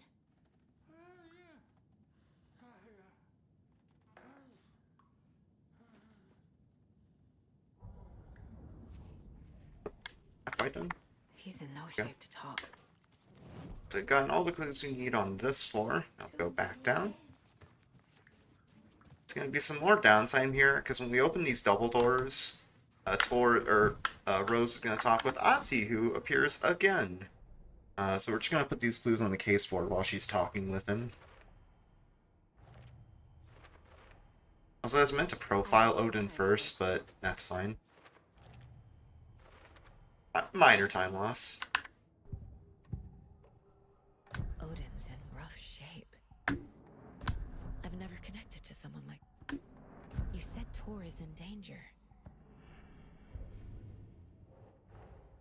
Tor and Odin might know something about the clip.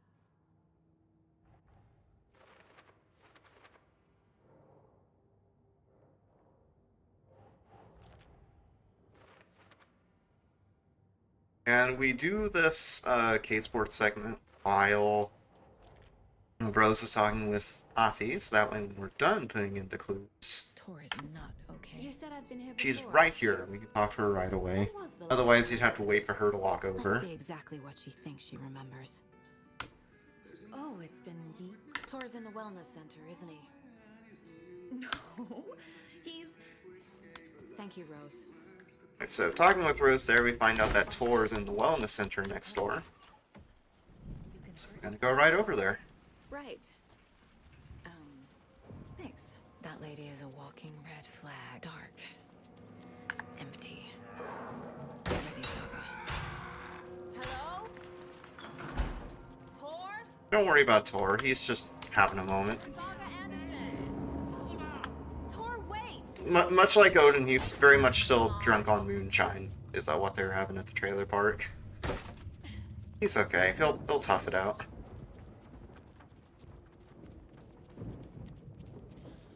security computer Open needs a the password. code, or put in a code right here. Technically. But hey, Open the desperate door times, the doors are open. in the cafeteria that we were just in. There's going to be a taken that appears here, as well as some light orbs, so we can take care of those light orbs pretty quick with a flare. Just throw that, that should get rid of the orbs. Very nice. To catch up with Tor. And because I've already taken care of the orbs, I don't have to deal with that enemy there. We'll exit the nursing home, or, on the center. Oh, oops. Tor's in the dark place now. Tor? There's an overlap. So that's where our next overlap is going to be. Much like before, though, there's a bit of setup before we can actually go into the overlap. Where did Tor go? It's like before with the heart and the float. We need a piece of creative art to get in there, which is going to be this record for fictional band in this universe, Old Gods of Asgard. Shouts to Poets of the Fall. Wake has returned. Oh, here's the page Wake told me to give you. Saga jabbed the selector on the jukebox, the missing record in its place. Saga couldn't have found it without Odin's help. A light bloomed in through the garden window. The horror story beat me to Tor. I have to rescue So him. we're going to try to go to the third floor to find that record. Asgard record. Odin will know more. Oh wait, actually I think I'm supposed to go to the second floor. Whoops. Had a little brain fart, that's fine. So we're gonna go to the second floor, try to find the record. But Cynthia who's like a resident of this nursing home. You just saw it right there. She's like, no, I took the record a while ago. But it's gone. Cynthia has the record. I'm gonna try to go to her room on the third floor here. But just as we do that. Oh, oops, the power went out. Key fob's no good without power. Profile her. I believe I can move my cursor. Hello? There we go. Where is Angus Remorse now? Gonna Angus Remorse. I probe her to find out where Angus Remorse is, which is the name of the record. Thanks. And it's in Cynthia's room, as we've already sussed out, but the power's out. Cynthia probably cut the power line or something. So we're gonna have to go to the basement now to power on the generator, so we can actually go in Cynthia's room. From a casual standpoint, it's actually a pretty creepy area, because basements in horror games and horror anything is pretty creepy by default, so... In terms of the speedrun, though, navigation is pretty straightforward. Much like before, though, we're going to do an interact cancel on the, guessed it, a fuse that we're going to grab here. This is 273. Shot it, but that's okay. Alright. Take the small shortcut just to get to the fuse box a bit quicker. There. Power's Right, back now on. we can actually go on to floor 3. Careful, Saga. Those jump scares always catch me off guard. Especially in sections like that where it's very claustrophobic.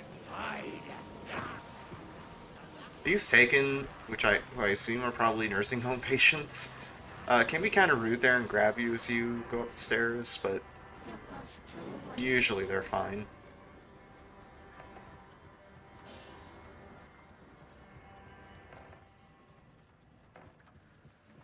So we got the power on now, and we can actually get to Cynthia's room.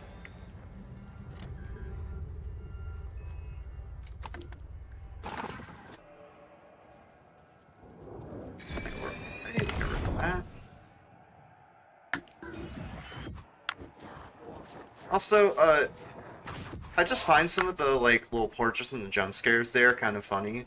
Because, like, the intent is the characters in the jump scare are, like, trying to be creepy and yell at you. But some of them look really awkward. Morgan and Thornton's in particular during Return Chapter 3. It kind of looks like they really have to go to the bathroom. It looks so goofy. But anyways, put the record in there. After that lady tries to slash at me with the axe, I'll activate the overlap. Much like the previous two overlaps, it's going through a whole bunch of loops, but this one's a lot more confusing to navigate, just because this particular overlap is set in a big sewer section, as you can see, and a lot of rooms in this particular overlap look the same. So it's very easy to get turned around and forget where you are, but the route through this mapped out in my head. And I actually have physical notes on my phone in front of me, just in case I forget stuff. I mainly have notes for this run, just to remember what to do during Saga's caseboard sections, because there's a lot. Shoot that guy once with a shotgun, just to easily dispatch of him. Oh shoot, that bit too early. Whoops. There we go.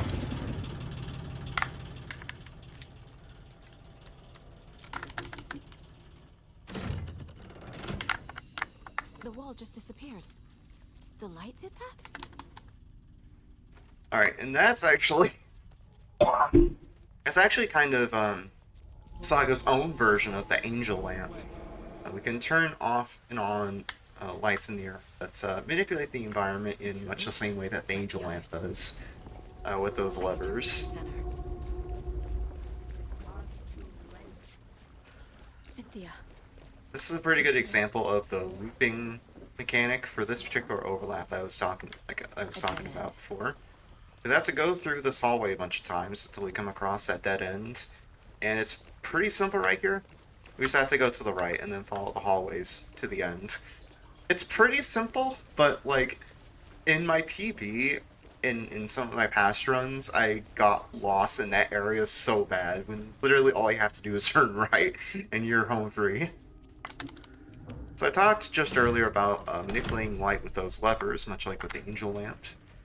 That's going to play a pretty key role in this room right here. We're going to have to use the light shifting mechanics to go back and forth between these two rooms. Because we need a key right here to open a armory right here, which you can only access in the darkness. There it is. Need some bolt cutters to open a lock on a door in the next room over. I'll shift the light back so I can actually get through this door. Pretty neat, in my opinion, how they introduced the light shifting mechanic in Saga's side. It's pretty cool. There's this enemy that can kind of really push me to the side, but I managed to avoid that. If you get pushed off to the side, past that box, you can like dodge to the side to get back to where you wanted to go. No, Saga, don't close the door. Hello? I guess I was spamming spacebar too much, which is what I have set to interact, and Saga just really wanted to close the door, apparently.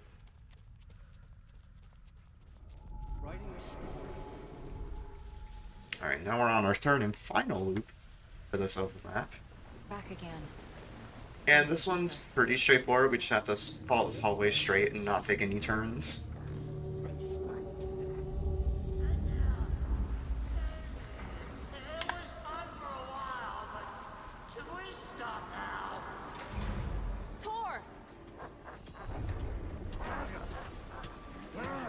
Alright. Now we have a bit of danger involved in this section. Because now Cynthia is going to be chasing us as we try to activate a generator in these back hallways coming up. I'm here to take him back. Nice hunting rifle rounds. We're going to turn on a generator to activate that switch so we can actually press it to turn on the lights for some more light shifting shenanigans. If Cynthia grabs me here, there's a trick I'm going to try to do involving the flashlight. If we're lucky. Her aggro is a little random, so there's been times where I don't have to deal with her at all. She's coming. Alright. Yeah, didn't get to show it off there. Because Cynthia in this game, in this section, if you're familiar at all with Amnesia: The Dark Descent, she kind of behaves like the water monster in that, where she'll chase you if she hears you walking in the water. And if she catches you, what's supposed to happen, she like strangles you for a second and then falls back into the water. But if right as that happens, you pull out the flashlight, you can stun her and get out of it right away. Speaking of Cynthia, we're going to do a boss fight with her. And this is why I wanted to get gas cans from that stash earlier. I'm going to throw a gas can right around there, should be good. And then I'm going to shoot this gas can as soon as she spawns to do a bunch of damage to her. Ideally for this fight you'd want 2 or even 3 gas cans to do a bunch of damage to her all at once, kind of like what I did with Mulligan and Thornton. But I wasn't lucky with my drops and just have to do a bunch of shotgun shots on her instead. Thankfully we have plenty of ammo, so we don't have to worry about being too low. With 1 gas can though, you have to do quite a few shots before she dies. There we go, now she's dead.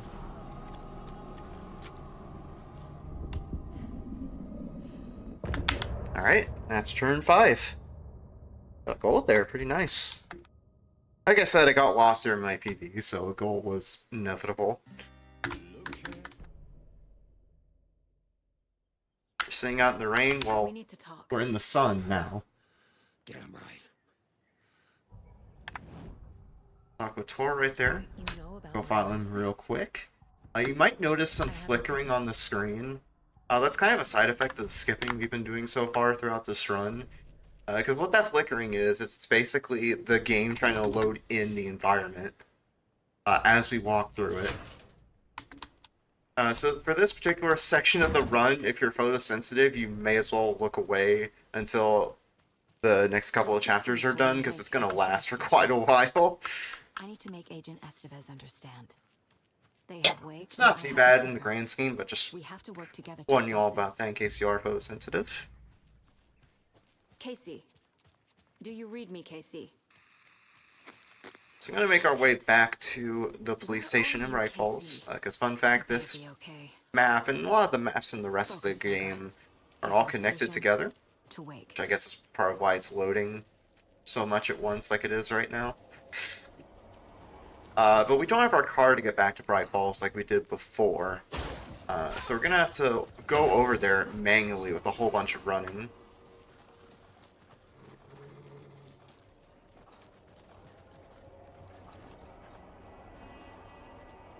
This is another section where I've gotten lost pretty stupidly in past runs, but it's actually pretty straightforward. Technically, here, as well as in Alan's sections, and you'll see it a bit later in Alan's chat section once we get past the rest of Saga's section, we could do a glitch called a zip, which is basically if you go up to a door, and then as you do the running and bashing a door animation, you do a melee at the same time, you'll get in a state where the animations kind of overlap each other, and Alan, or Saga, if you do it as Saga, just zips, quite literally. I've ever seen stuff like Elden Ring or stuff like that, where they do zips in that game. It's a lot like that, pretty much. You're overlapping animations, and you go to a place really fast. We won't see it for a little bit. First real application of it, like I said, is going to be Alan's chapters after we switch back over to him a few chapters from now, but yeah. Those people just burst in here and expect others to clean up after them.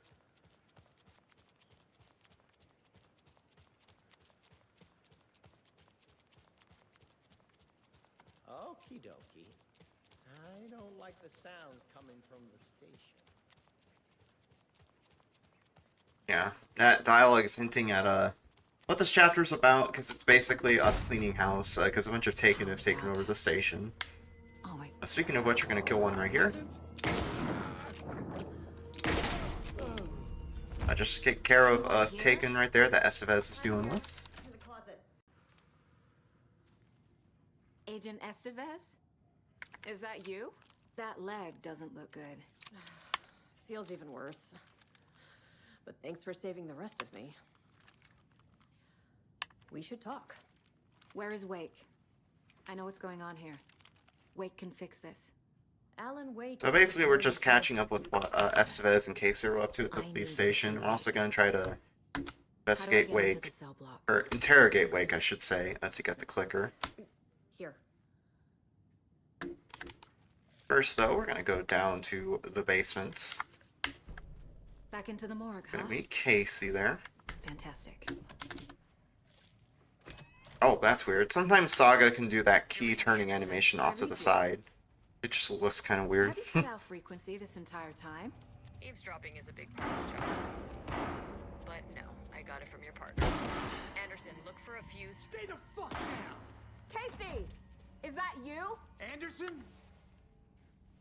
Like Casey barricading himself in the corner of the morgue there. Like what I've done with the place? Could use a bit more light. Funny. Light. How are you holding Saga and her dad jokes. Don't give me that worried look, Anderson. Watery turned out to be a good lead. Found the clicker and the cult. But the horror story's changing reality. Like Wake said it would. Logan, she's, the story claims she died here. But we can stop it. Wait, Saga. Oh yeah, spoilers. That's part of the reality-altering stuff the story did. Logan, Saga's daughter, died at some point. Minor details. Yeah, give him hell, Anderson. They're there. I'll take care of it. Oh, I was meant to grab this stash off to the side while that dialogue was going before doing that dialogue tree, but that's fine. I was hoping for another gas can, but that's fine. Actually, no, I don't need to worry about gas cans. Never mind. Anderson. So we've got the power back on. There's going to be another light orb shield that appears here, but like before in the nursing home, take care of it with a flare. There's another Taken that's going to come down the stairs here, but we can try dodging to the side to avoid it. Oh, not quite. Wasted a couple seconds there, but not a big deal. Come on! Anderson, over here. Behind the counter. Yeah, we're going to leave Estevez on red there because we want to meet the man of the hour. Alan Wake, there he is. You're the leaders of the cult. You're not going anywhere. Wake will ruin everything. Saga. Get rid of him, Saga. You haven't shot me. Typical government. I have the clicker. You will. Actually, no, we're giving him the clicker. Never mind, I got it backwards. Save my daughter. Promise me. Yes, I promise. But So we're gonna try to get the clicker to him, but he gets possessed by Scratch, the devil. He was pretending to be Wake. Gonna fight him real quick. Estevez, come in. You don't have to do a huge amount of damage to him. Unless he does that. Hello? How do I activate the lights? I can turn them on from here. We don't have to do damage to him per se, but we do, because for this fight we have to activate those generators. But we do have to try shooting him to stun lock him. Just like that. Because if he grabs us while we're charging these generators, it'll interrupt the animation and force us to start from the beginning.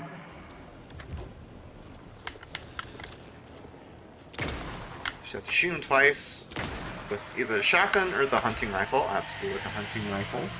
I'll stun lock him long enough so we can hit those generators. There's turn chapter 6.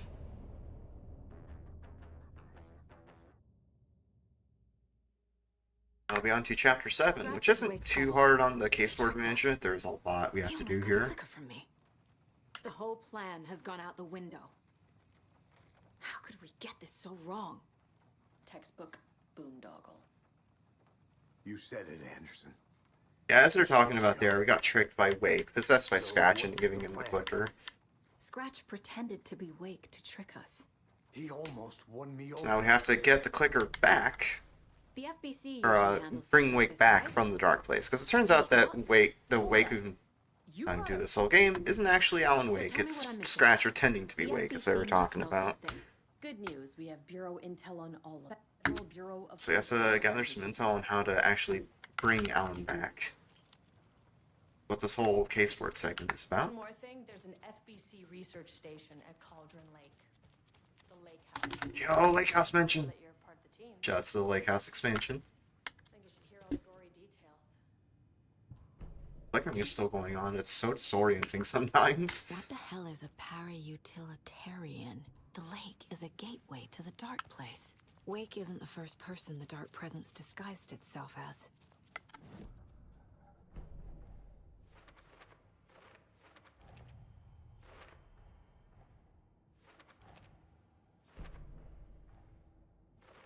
Yup. Already got the answers to these.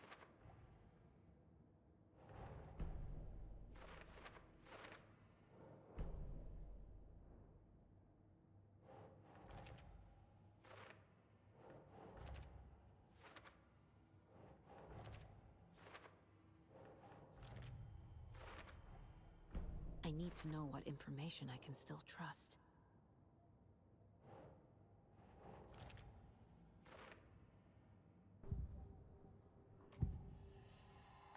I assumed Wake escaped the dark.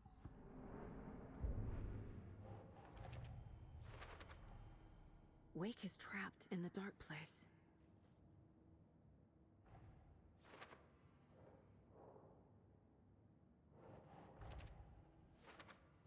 Scratch told me the clicker can be used to change the story.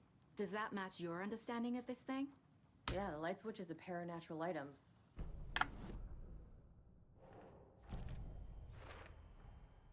The clicker can fix this. But I can't use it. Wake is still in the dark place. Where with Tor there? I will use the clicker to change. And like I said, to actually use the clicker and deal with the overlaps in a significant way. I just need to tell the others what to do and fix everything. For good. We have to use a so we need Wake to piece fix of the story, right? creative art to will what we want into existence, to change reality. And the way that we ought to do that here is with a song. Because Tor and Odin are actually members of this in-universe version of Poets of the Fall. I'm ready to head to Cauldron Lake now. So we're gonna meet up with Tor and Odin as well as Estevez and Casey. We'll be there for you. And go on over to Cauldron Lake. Got another phone call here. We can't do a phone call glitch on this one, sadly. Gods of Asgard. I need a very special song. Hell yeah! The tour bus is already loaded, and we've said our goodbyes. Ready to hit the road, just like the old times, baby. You saw this coming, huh? Of course. I need a song about Alan Wake. About bringing him out of the dark place. A rider. A lake of darkness. Bringing him into the light. It writes itself.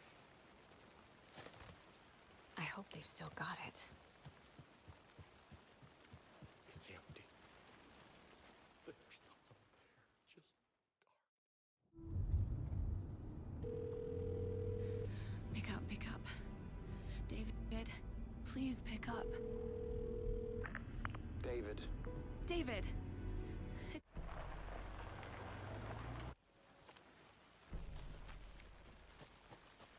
Much like in Return 2, making our way through the forest. This time we're gonna go to this shore down by the lake to actually have our little concert with Tor and Odin. And I'm just gonna let the dialogue here speak for itself, because there's some really funny dialogue here between Tor and Odin as we go down these stairs. So.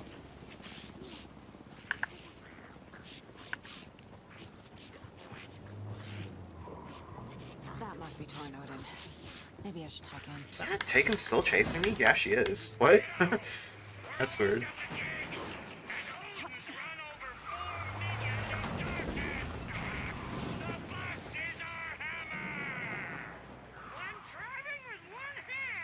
I need you to meet me at the shore. Oh, tree! Tree!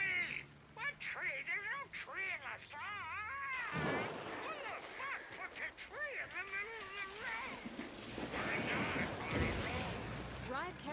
Grandpa. Pedal to the metal, bro! Metal to the pedal!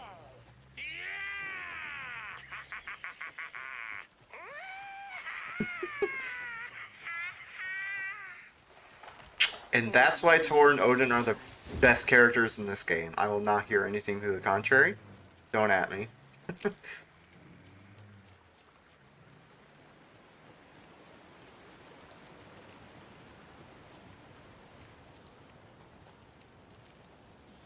But yeah, we're just making our way over to the shoreline, like I was saying, and it's pretty straightforward to get there.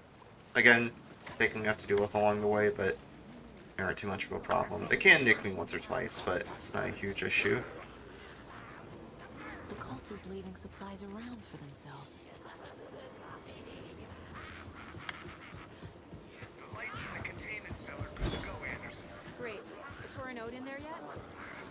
The two oldies, well, they're here, and they bought moonshine. Of course. They're alive. You wanted to know what art we would use? Well, that's them. 1, 2. I'll be there soon. How you feeling tonight? Cold and been a while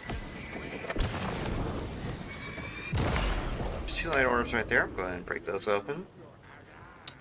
And now I'll be doing the actual musical set piece. I know we have We Sing, which is coming up in a little bit.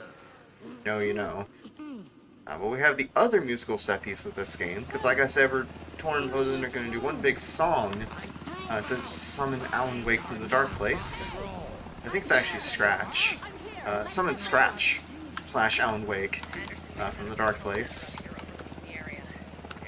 And it's pretty straightforward because it's mostly an auto score.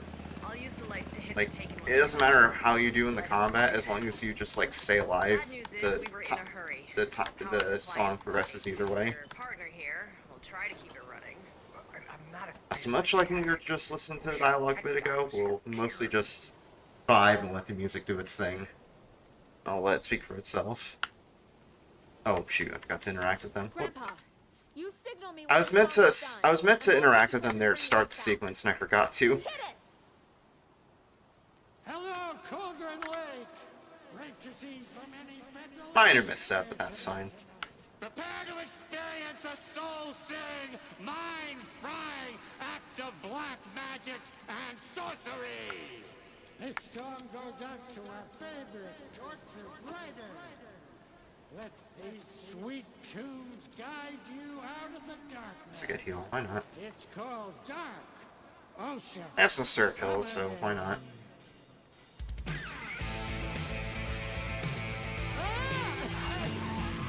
Hey, you're making me look bad in front of Saga, bro! Let's try that again. Alright, so we'll just vibe to the music, and let's have some fun.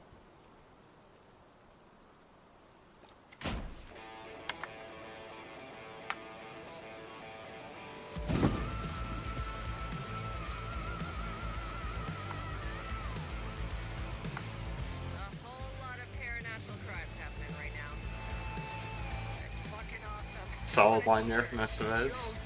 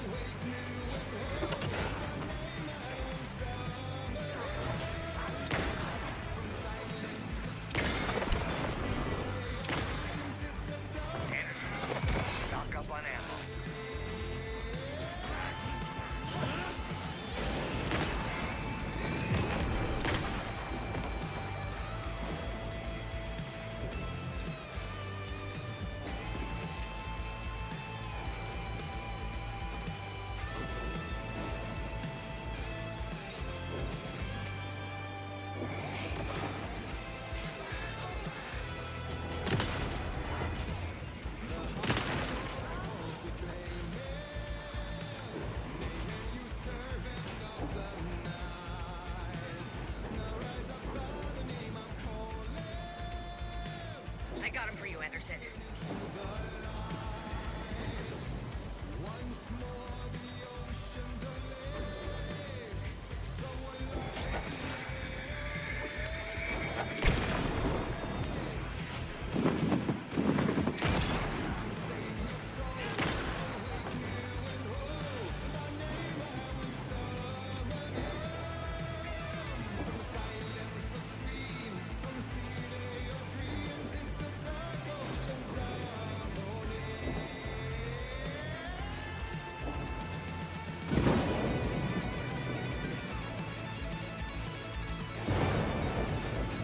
Anderson, I dropped gear for you.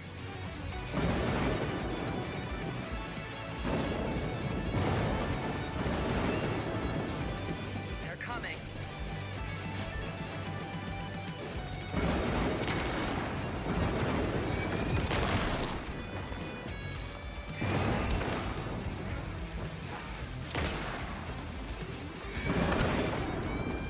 Anderson, heads up.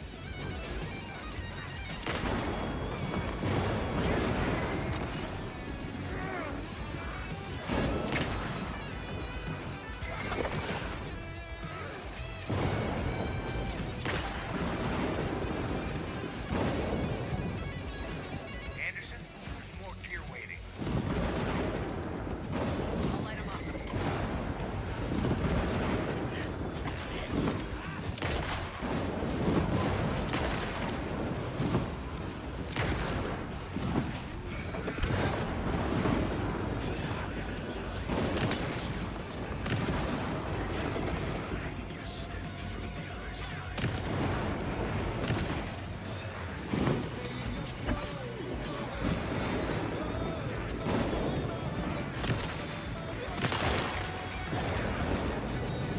Anderson, they're trying to stop the song.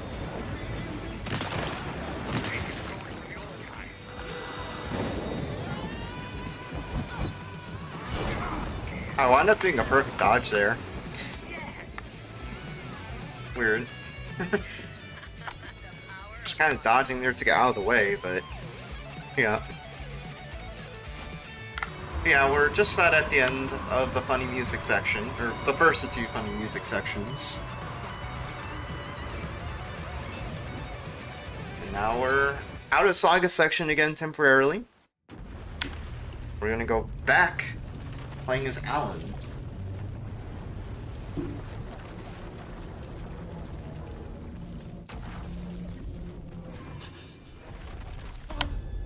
And the chapter we're going into is yet another musical banger. If you've played this game at all or seen gameplay, you most likely remember this section.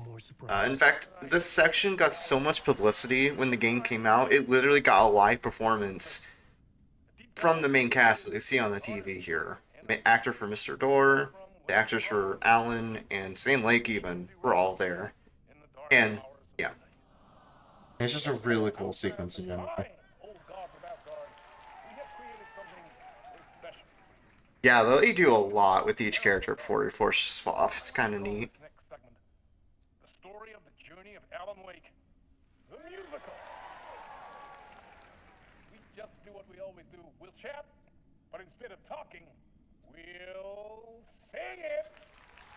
Alright, so for the first bit of We Sing, I'll just let the musical section speak for itself like I did just a minute ago with the summoning ritual. Dark Ocean Summoning is the name of the song.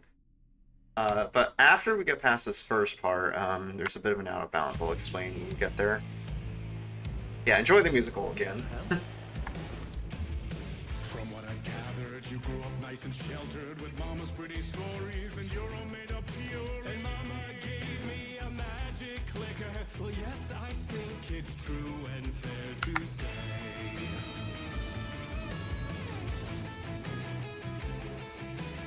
And if you're wondering where the picture on screen came from, it's from this section. So you can get up close to these screens and get a wide view of the characters. Wide Alan.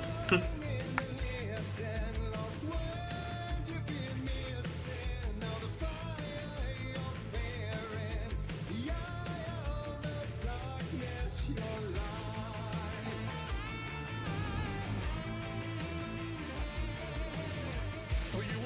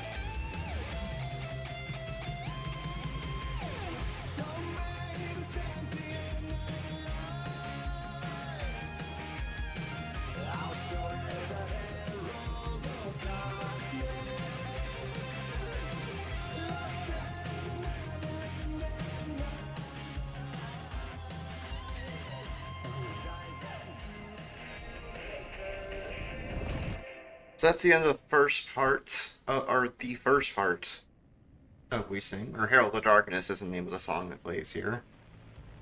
And for the second part, we have an Out of Bounds I hinted at before. Because as you just saw, like with the first part, it's supposed to be you walking through scenery while the song plays. But upcoming here, there's a point where we can get on top of this catwalk utilizing the angel lamp. When we're not supposed to. Basically, we're going to get on top of the catwalk while we're beneath it. It looks weird, you'll see in a second. That enabled us to do an Out of Bounds. Which will let us skip quite a lot, because for reference, there's 4 parts to the song. We're going to skip from part 2, where we are now, right to the end of part 3, skipping a huge chunk of the song. Unfortunately, we won't get to hear the whole thing, but it's worth it for speed. So we'll stay underneath the catwalk there and teleport up with the angel lamp. And now, because we teleported up there when we're not supposed to, this area isn't floated because there's normally some screens preventing you from going outside the normal play area. So we can go out of bounds right here, next to this platform. Go right around here once we get to the edge. Alright, perfect. And it might be a little hard to see on stream. It's about the same for me, because since we don't have the flashlight here, and obviously this area isn't lit very well, we basically have to go through this entire section in the dark. Which is kind of difficult, and it is when you're first learning it, but I have it mapped down pretty well, so I'll just go through the motions here. Basically using little landmarks in the backstage area that I'm in to kind of tell where I am, so I know where to go. Alright, perfect, and we've skipped from the start of part 2 to the end of part 3, and that skips a big chunk of the song. And I was kind of debating letting the last portion, because there's like a cutscene that plays at the end of this sequence. I was debating for a second during the song, the first part of it, letting that play. But I think I will, because it's just such a cool cutscene. That was pretty good. And in case anyone's curious, no, I won't do the dance myself. I did do it for a marathon in the past. But I'm a bit rusty on the motions for it.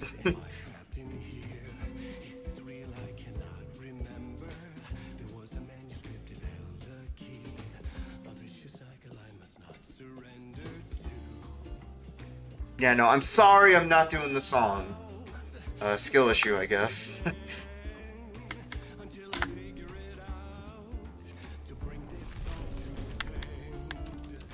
Alright, so we'll get to the actual final part of the song, and we'll let the main cast here dance their hearts out.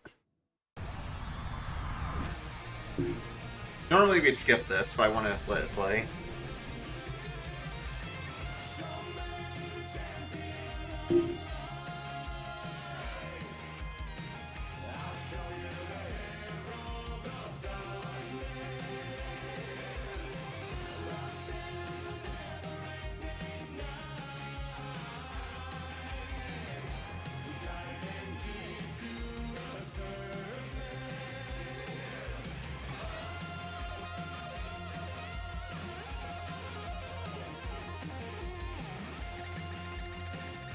That's that one guy going hard on the guitar, by the way. He's working for it.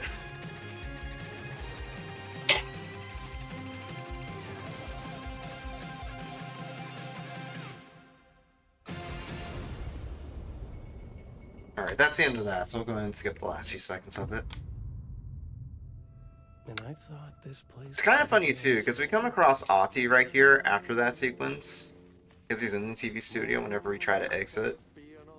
And if you stay here long enough after he starts humming Herald of Darkness, there's actually like some dialogue between him and Alan that's pretty funny. Because he'll be humming the song and then Alan will reply like, catchy, right? It's so cool. I love that. Anyway, back from some out-of-bounds craziness on the stage to even more out-of-bounds craziness. So now we're out of the studio, we'll be going to our next murder site, which is going to be this big hotel, the Ocean View Hotel, not to be confused with the Ocean View Motel. That's a different game. genre And the city was built much like upon. before, we're going to do some out-of-bounds sequences to get there. Because normally there's a bunch of looping hallway type shenanigans that we'd have to deal with. This particular one can be kind of scary just because of how the ceiling loads coming up when we do this out of bounds, but we'll see how it pans out. Much like before, I'm going to do the barrier clip next to this garbage dump.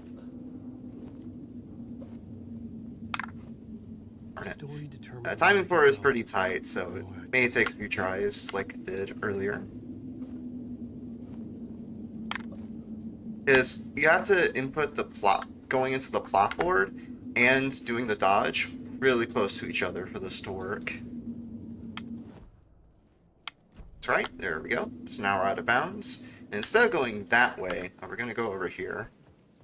Because just below us is where the hotel is. And we're going to make our way over there with some dodges.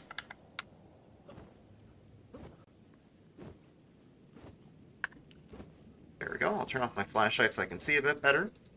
So it might be a little hard to see on stream, but there's some black hallways way in the distance. That's what I'm shooting for with these dodges. And I'm gonna fall through the ceiling here to land in the hallway. And depending on which version you're running on, the ceilings can load a bit weirdly. Because on PC it's pretty consistent for me, although it might just be at least partly because of my hardware. But on console, because I do have this game on PlayStation as well, and I occasionally run it on PlayStation as well, the ceiling can sometimes load in a bit too early. But it loads pretty consistently for me on PC, so we just dropped right in. Right at room 665 here instead of having to go through, and that avoids having to go through a big maze in the hotel. It also has an interesting side effect, which winds up making the 2 chapters in the run that deal with the hotel a bit safer. Because normally, when you go into the lobby coming up, there'd be a bunch of taken they'd have to avoid, otherwise they grab you. But if you sequence break the chapter like I did, from here on until you leave this area, the enemies just aren't there, so you don't have to deal with them. Play featuring a murder cult. How meta can you get? He said, looking knowingly at the camera. And another little tidbit I guess I can mention with Alan in particular for full game runs is you saw earlier, or I mentioned earlier about all the upgrades I got with Saga's guns. Alan has upgrades they can give to both him as well as his weapons as well. But because we skip so much in Alan's chapters, we don't have to worry about upgrading anything. Just go with the stock loadout that he comes with and don't bother upgrading anything, because it's just not useful. The victim, the murderer, the detective. An idea. Alright, and remember that out of bounds you did before? We're going to repeat the process. My destination. To get up to a room at the top of the hotel, room 666. Neighbor of the beast, I guess. And the way that we do this particular one is a bit goofy. We do the same barrier clip as before, but we're going to go in a different direction, and it just looks silly. As we're basically going to be running through a train platform that's partially deloaded. And so we're going to be like chest-high the concrete of the platform. Mostly clipped out of bounds. First try that time. That was pretty cool. And also, little tidbit here, since I have time, there's just a random coffee cup floating out of bounds there. Favorite object in the game, out of bounds coffee cup. The run is blessed now that I've looked at the out of bounds coffee cup. Confirmed.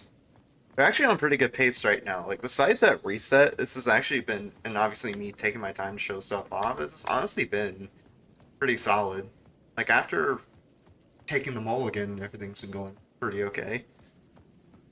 I don't know what the time's going to look like on stream, but I imagine it's going to be like 20 minutes over estimate or something. I'll share the actual time, besides the reset, on social media later. A little confused, right? actually very confused where I am. Oh my gosh. Okay. Yeah, I got a little lost, so I just had to, or out of bounds, so I just had to reorient myself. Much like before, we tried going to room 665. Going to do the same thing to get to room 666. Again, similar to before, I'm looking for these black rectangles in the background, which are eventually going to have color added to them, though by fall. To get to room 665 instead of having to deal with, or 666 in this case, instead of having to deal with more mazes. Scratch had been air. And we saw this a bit earlier. We saw this a little bit before when we were in the hotel earlier. Killer idea. But in this room as well, we're going to see an echo for the first time. Echoes are basically like little mini cutscenes that give you clues, in some cases literally, so you can like, pick apart the murder case you're looking into, or the cases you're looking into with these murder sites. The out of bounds we did in this chapter just kind of expedites the process. Because like I said, there's normally a puzzles and mazes you have to go to get here. And once this echo is done, we're going to do a chase with Mr. Scratch. I don't want to jinx it too much, although I'm probably jinxing it already by mentioning it. But there's a weird bug that can happen during this chase, in particular. So let's see if it ends up happening. He'd only joined the play to get to her. To murder her. Not you again.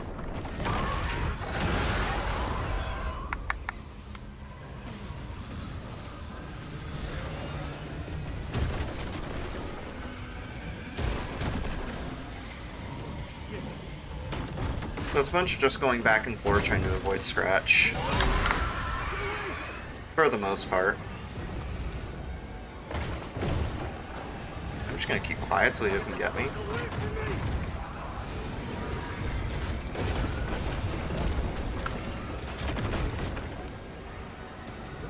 I think we're good. We're at the end of it pretty much. Alright, perfect. Thankfully we didn't die to Scratch. The bug that can happen there sometimes is, even if you take a pretty tight line during that whole chase, he can just catch you anyway. Because Scratch basically blatantly cheats and can cut corners when you don't expect it. Which can really catch you off guard, but thankfully he decided to play nice there.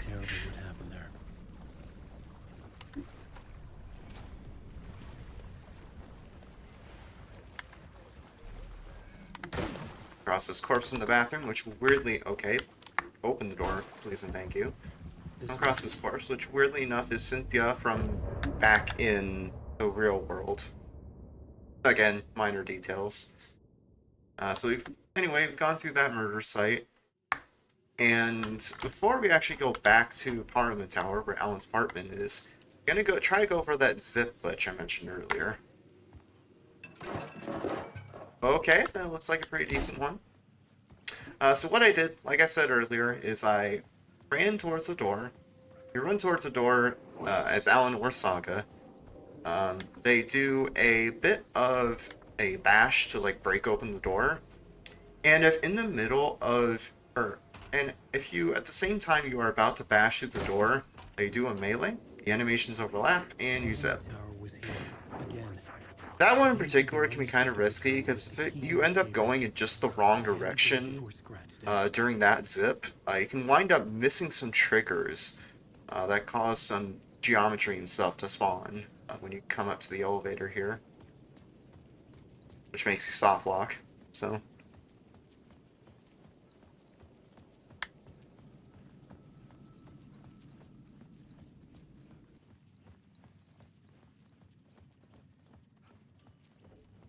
Looks like we're fine now.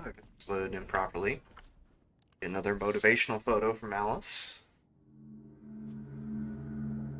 Alan, you must hurry. Alice's presence was here. Like the sun coming out from behind dark clouds.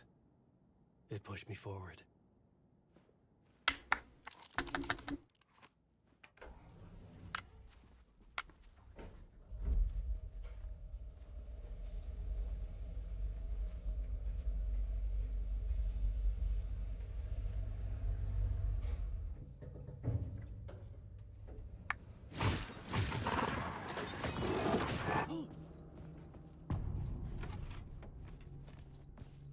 Wrong way. Oh. Got turned around a bit there, but that's okay. And this apartment section is pretty straightforward. We're just going around activating all these TVs. Her whole life.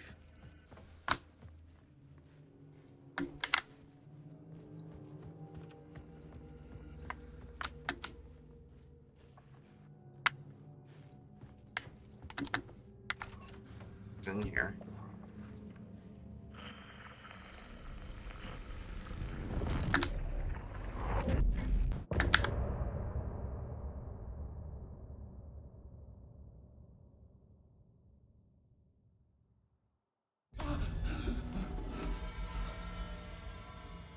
The memory of my edits was already fading. Terrible things would happen if the manuscript came true. Scratch was there, at Parliament Tower, undoing my work. He could use the story to escape. He could go after Alice. Zane had said we worked... We're back in the TV studio, like normal at the beginning of each initiation arc. Things are a bit different now, though. I guess someone forgot to turn off the water in the shower. Now the whole studio is flooded. Was it a sign I was closer to escaping? I had no time to waste. Otherwise, it's pretty simple. Out of all of Alan's chapters, it's probably the shortest chapter of the whole game. It's a bunch of running from A to B to grab items that we need to help Saga when we turn to her part of the game later. Because we need to grab a photo of a bullet and the clicker, I believe.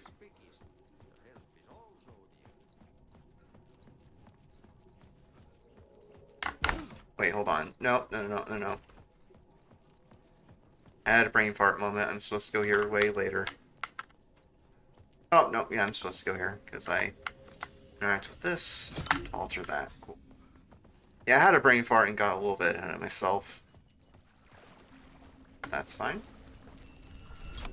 Anyway, we're grabbing a couple items here to help Saga. We'll return to her half of the game later. It's a photo of a bullet and the clicker. Grab those photographs. We're gonna, once we finish Alan's half of the game, I'll put those in a fountain here.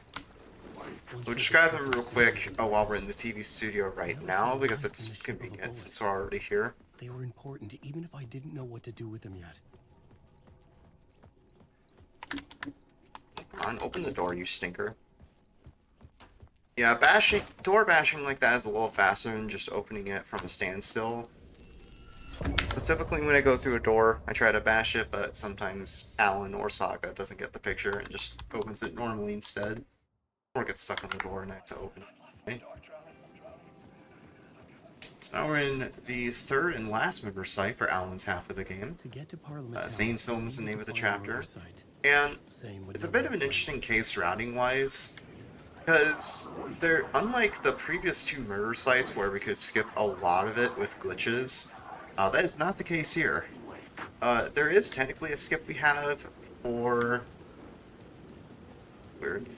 There is technically a skip we have for this area, which is known to be possible.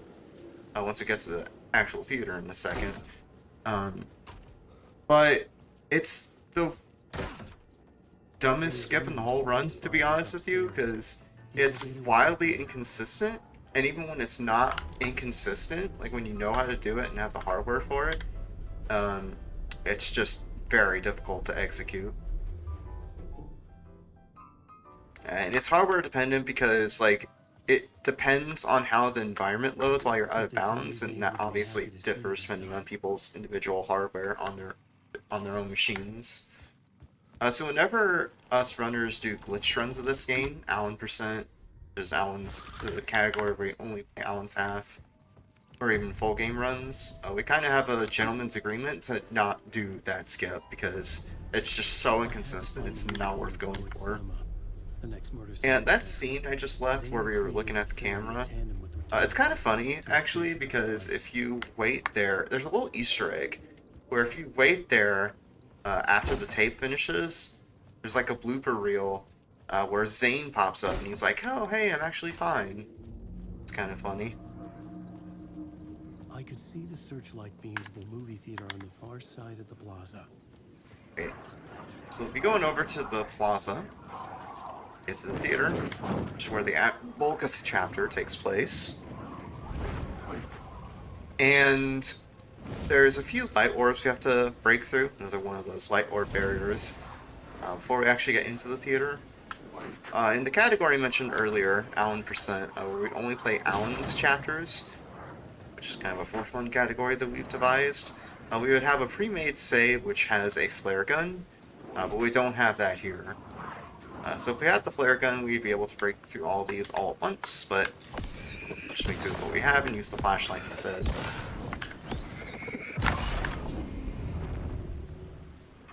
Enemies here in this hallway can be a bit of a jerk. There's one guy right in front of this opening here that can decide to lunge at me and grab me, which he tried doing, but he missed.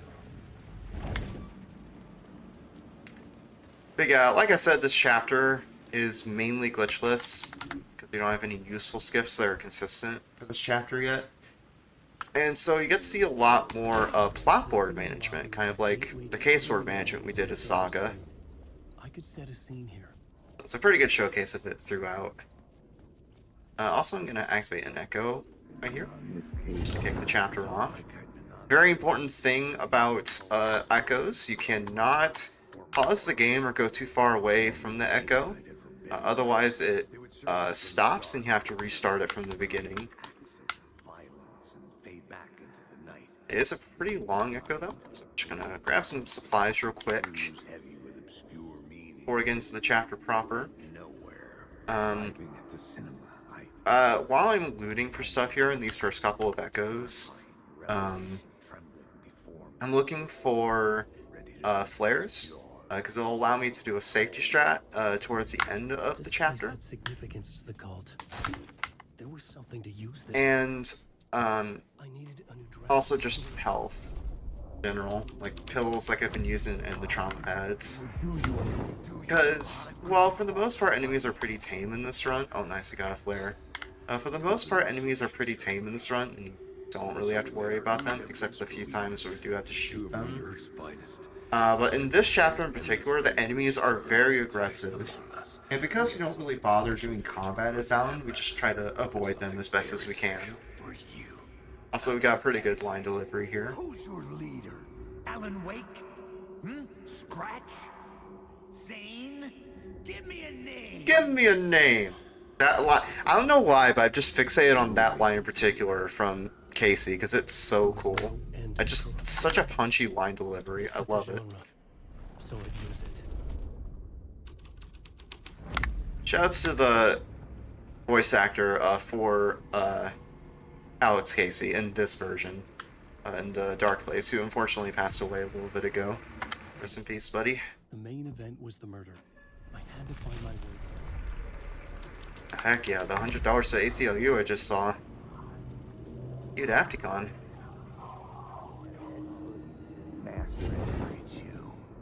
Get an echo here, they'll give us a clue.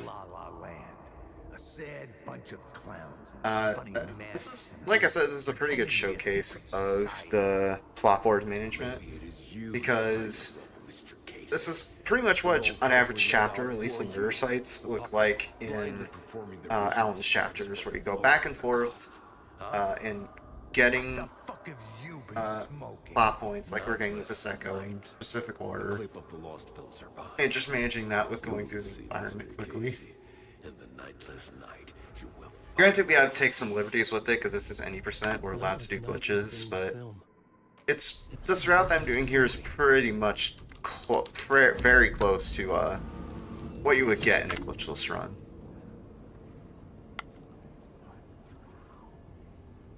Because for the most part, it's just playing this chapter as standard, although there's one more ladder skip we'll be doing towards the end of this. And I'm going to wait here until Zane on the screen right there starts raising his lamp. Because if I go into the theater too early to grab the light from his angel lamp on the screen, the enemies in the theater can aggro and throw me to the ground like a jerk. So just wait a little bit to avoid that. I was back out into the night. Got another ledge dodge right there. The alley away from prying eyes was a good scene for dark deeds.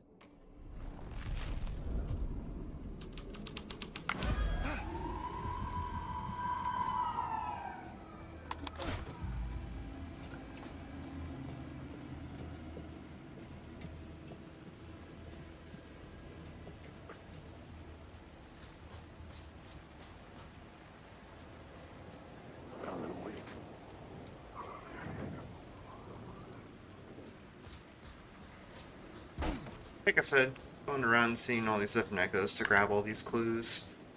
I'm gonna do a small ladder skip here, just as a tiny shortcut. Go, just like that.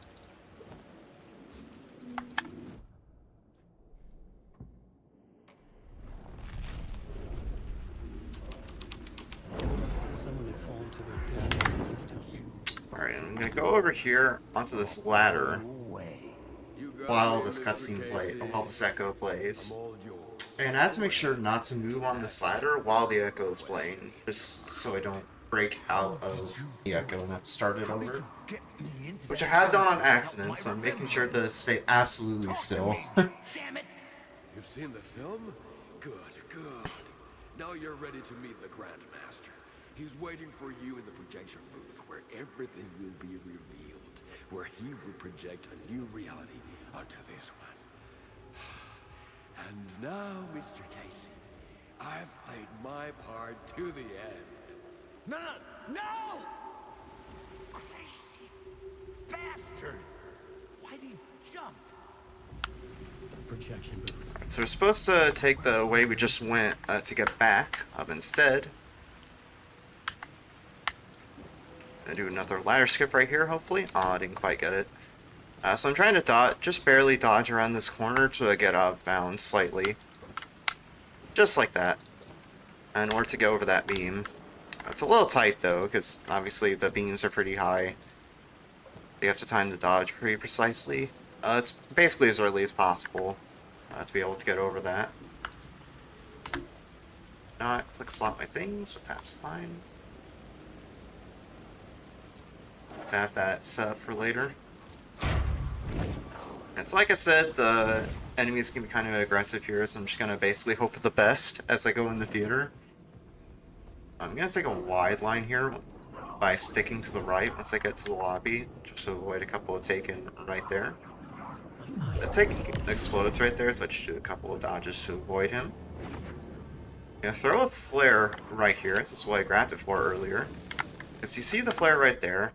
When the taken get close by to it, it's going to stun lock them by removing their shield of darkness.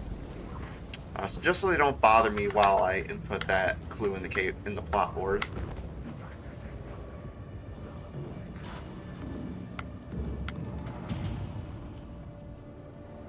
So that way I can get to the stage there unscathed. Now we're in the film maze. And this is where that big skip kind of comes into play that I mentioned earlier. Because the idea behind that skip is you get out of bounds on the balcony where I got that one clue, the Grandmaster. And then you get to the end of this film maze section. Again, it's inconsistent. And all that, so we don't do it. The Casey in the story was losing it. I wasn't far behind. And as the name implies, it's a big maze, so you kind of have to remember where to go. Obviously I do. So just kind of go through the motions to get through the maze. When you first play it though, it's a bit of a trip and really fun to play through, kind of like I was back at the We Sing section earlier. I had to keep going. Find a way to the other side. Yeah, a bit of color added temporarily, because for the most part the section is in black and white, much like old school films.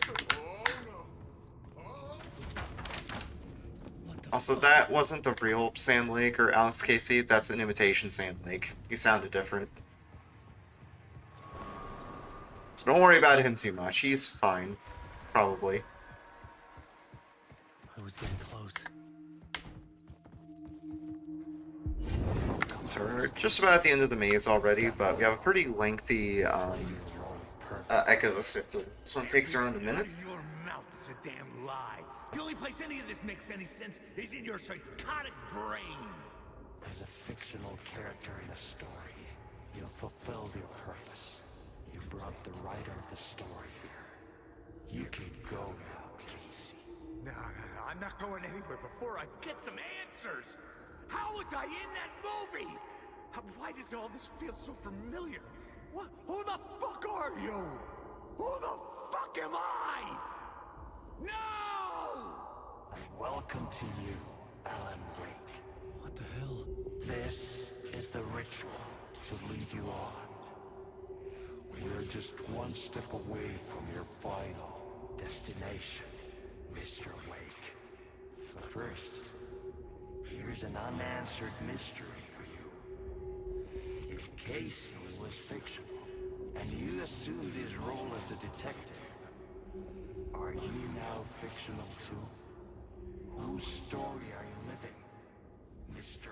Wake? The visions are getting under my skin, coming too close for comfort. Not a separate layer, but mingling with my own reality in the dark place. Wait. Dead end. Into the film maze. Honestly, chapter 1 pretty solid. Didn't get caught up in enemies too much, which is good. Because, like I said, they can be very aggressive.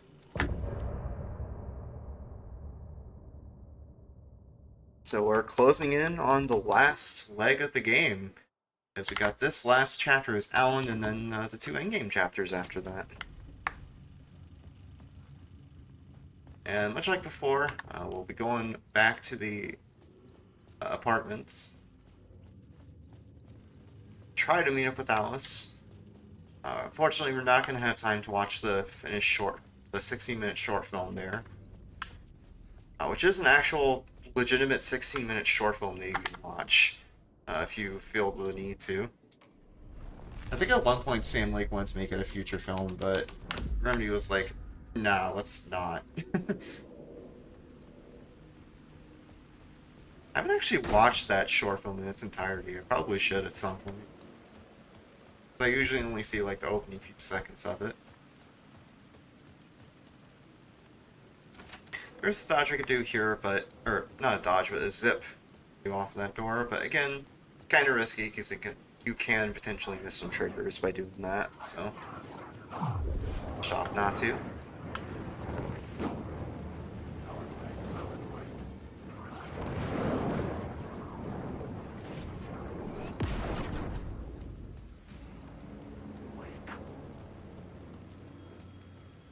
The phone was ringing again. Somehow This is one of the rare cases where you have to talk to someone on the phone. Actually progressed in the game, so go ahead and do that. How many riders does it take to We finish will a put the story? photos One for each in the shoebox in front of this statue right here. If we were doing the Allen % category I was talking about before, that's when the run would end. Playing full game, we got a bit more to go still.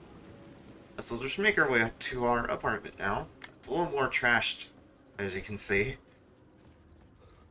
I mean, the name of this, because the name of this chapter, as you'll see in a second, is Gone. This felt different, like my last chance. Very apt representation of this apartment being abandoned and stuff. One last motivational photo from Alice, though, for the road. I had to reach her.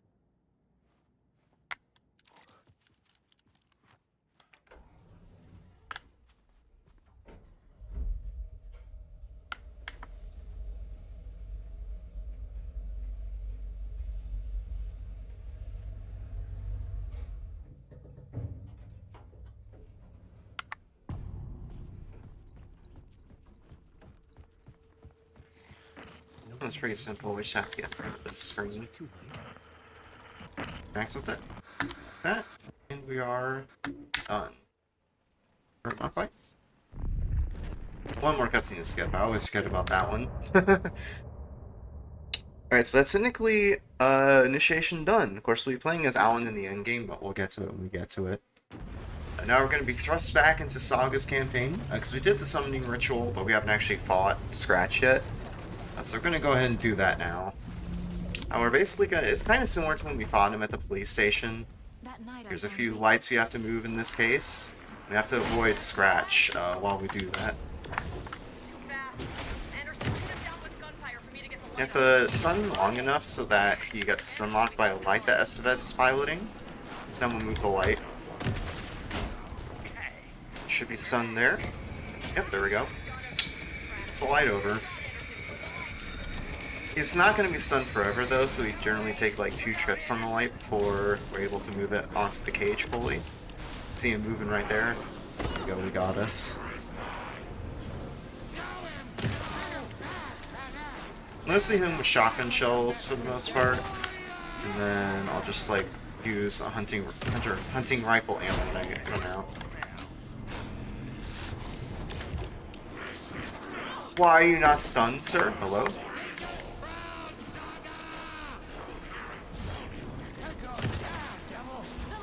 Now he is, okay. Now there he is. It's one of the 2 lights down, and we got the other one. You guys should distract here might be to just move the lights over until he grabs me, just to get the most out of it that I can. You don't have to worry about damage anyway, because we're on story.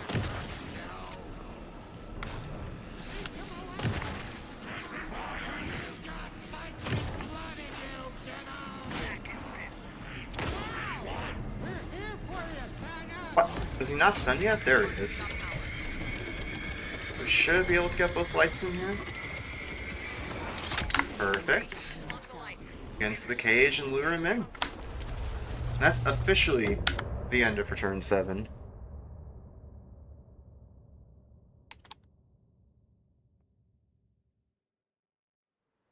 So we're actually going to switch it back over to Alan. Because what happened there, after the fight ended, is we successfully subdued Alan, or Scratch, I guess. But in the process of doing that, Scratch went out of Alan, possessed Casey, and then Casey, possessed by Scratch, threw Saga into the lake, and thereafter into the dark place. Some good news at least. So the end game is basically going to be trying to defeat Scratch once and for all, so they can't change reality.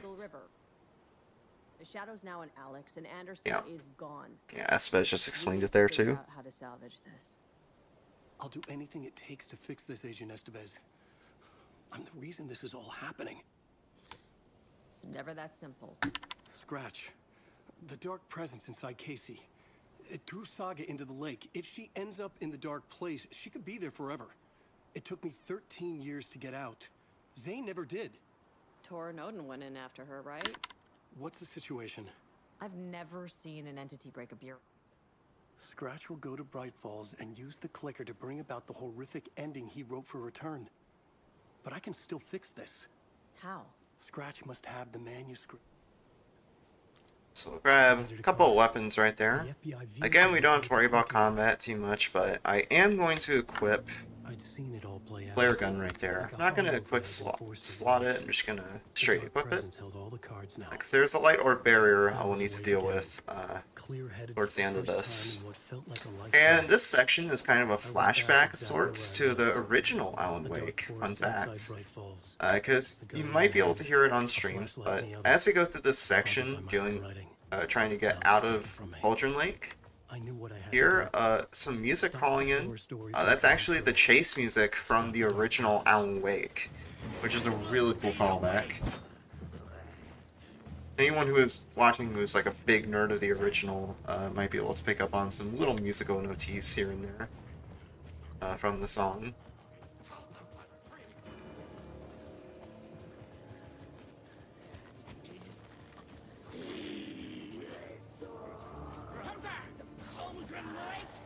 Got stuck in the rock, that's fine.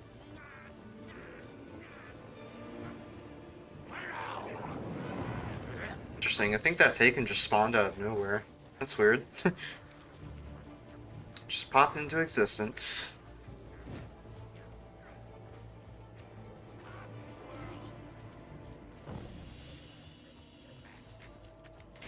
Alright, so this is where that light barrier is going to be.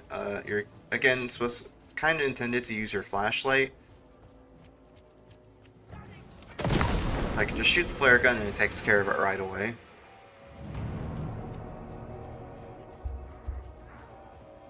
dark place, the dark presence went into me.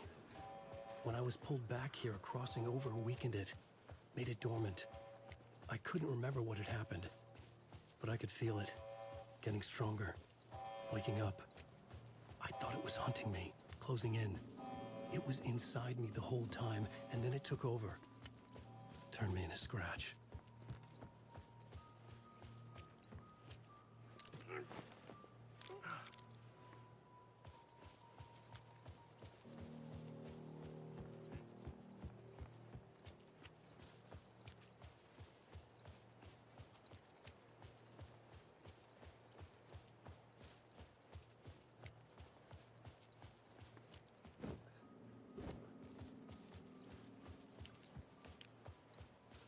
I had to get to Bright Falls.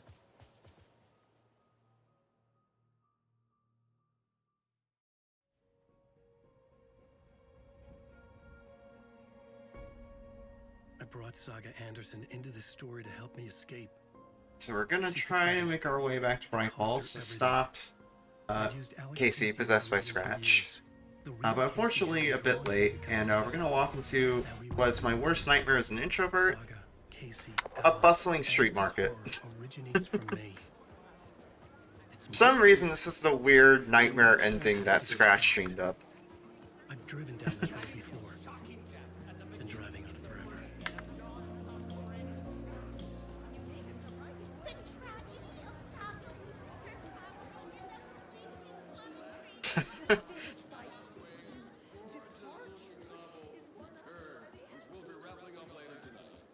Yeah, it's pretty straightforward here, just have to run up and grab this book.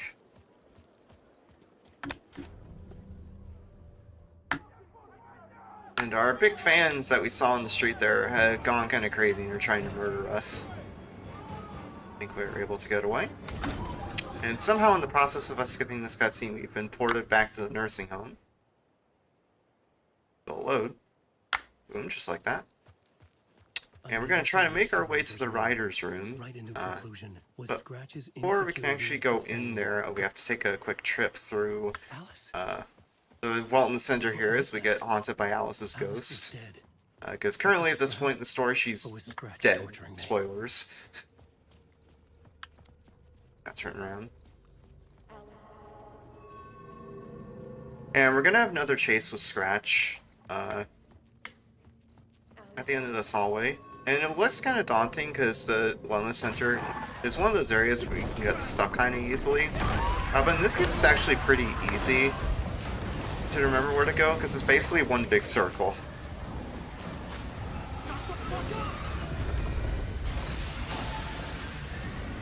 Not gonna lie though, I have gotten lost here in some of my first runs. It's kind of annoying.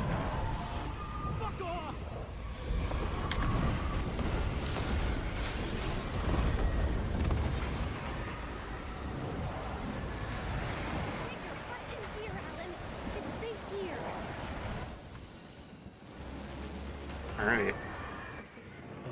So we're actually in the nursing home now. Thank you, Rose, for letting us in. That's where the windows were. Our writer's room that we've seen in the plot board is actually on the 3rd floor here in the nursing home. Behind the Nazi jumps here. We're gonna get a little kind of back and forth between Alan and Ati here. A bit of a waiting sequence before we can actually go in. And I kind of like this little back and forth because it comes at such a high point in the game, coming up on the climax, obviously. And Ati has some great lines here as well. What water brings, it takes away. It can be clean or dirty. It can give life or drown it. Ahti. I didn't expect to see you here, but it makes sense. Can you help me find my way? One last time. Now there's a devil in the fish trap. Don't be spooked by it so that shit won't start beating your underpants. That line in particular. So good. Okay.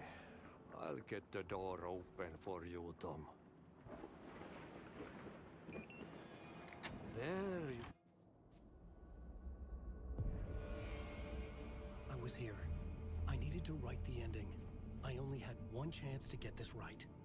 Return's ending was an eternal deer fest that would keep spreading. Given time, Scratch would plunge the world into his nightmare. I had to stop that from happening.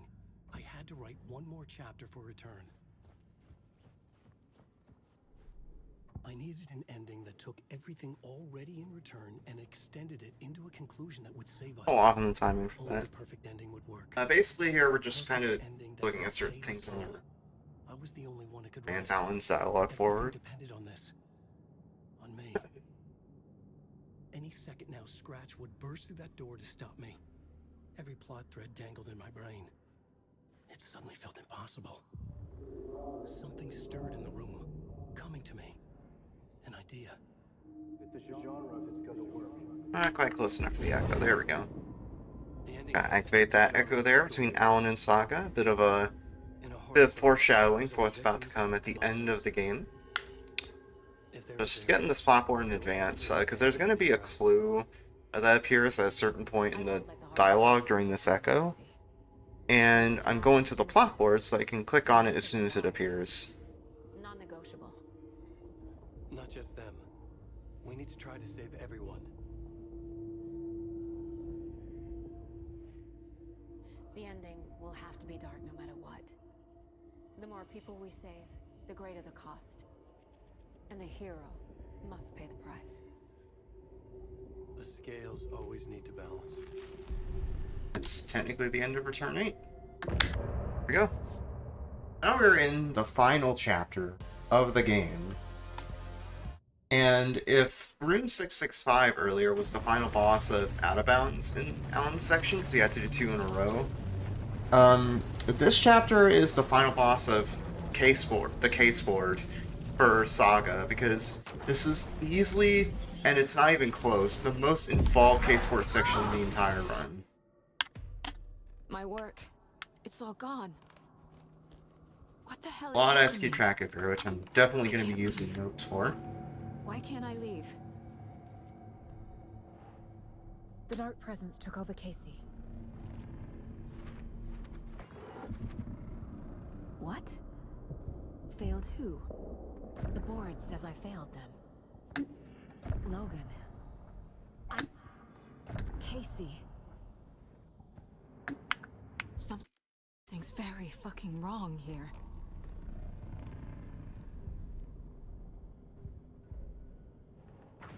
Quick, almost forgot. Took Casey, and it's my fucking fault. I am a terrible mother. I let my daughter die. Got both of these documents right here. Scratch was Wake. How could I miss? Casey was being corrupted, and I did nothing. Alright, with these bandages, and then this taxidermy display. I've been watching his back. This case. And then we'll look at the CV that has Night Springs playing on it. Shouts to the Night Springs expansion. Night Springs. Logan and David love that show. Their weekly ritual. I never should have trusted these.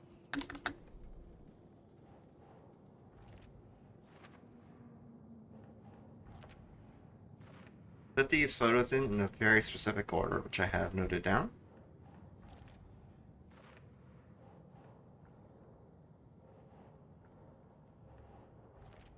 That slightly out of order, that's fine. In a nightmare.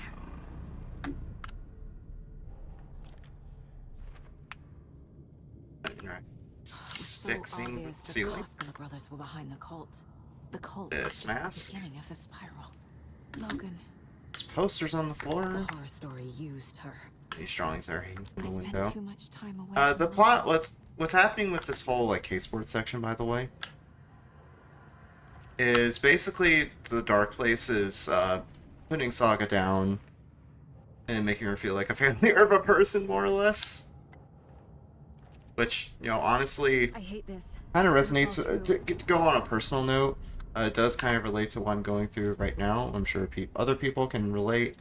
No. But this year, in particular, in terms of my mental health, has been kind of rough.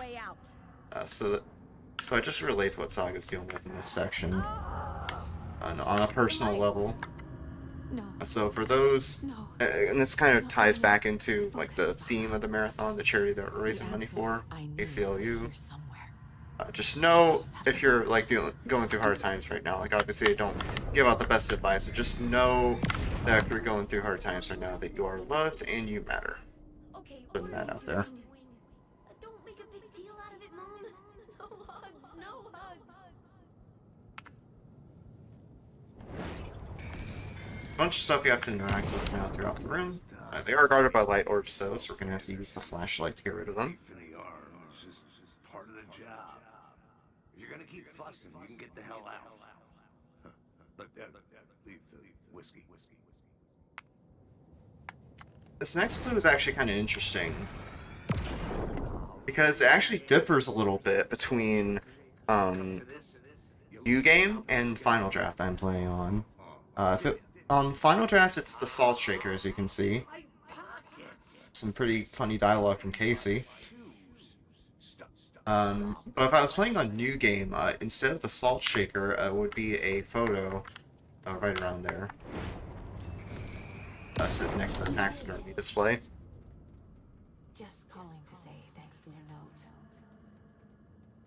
Oh, sometimes I just get in my head too much. I have to wait for this dialogue because I can't exit out of this scene where I'm looking at the item I shook the light orb away from until the dialogue is done. Okay, talk soon. Some of them are pretty lengthy. I made you a charm bracelet for good luck. I made a matching one for me, so bring me back something cool from Washington. Last one, I believe, is that FBI placard. Thank you. While our agency must continue to improve, the work we do here, protecting communities, pursuing the truth. One last set of clues I have to put on the case board here. Again, in a specific order. And put those in, looking at this while I do so. I can't let this place make me question myself. I know what I'm doing. No idea what I'm doing. Logan isn't anyone's plot device. She's my daughter. And she's not dead. It's not too late. I can...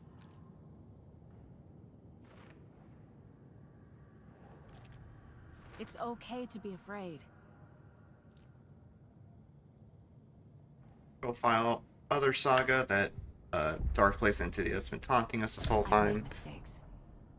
Letting her know, heck this crap amount.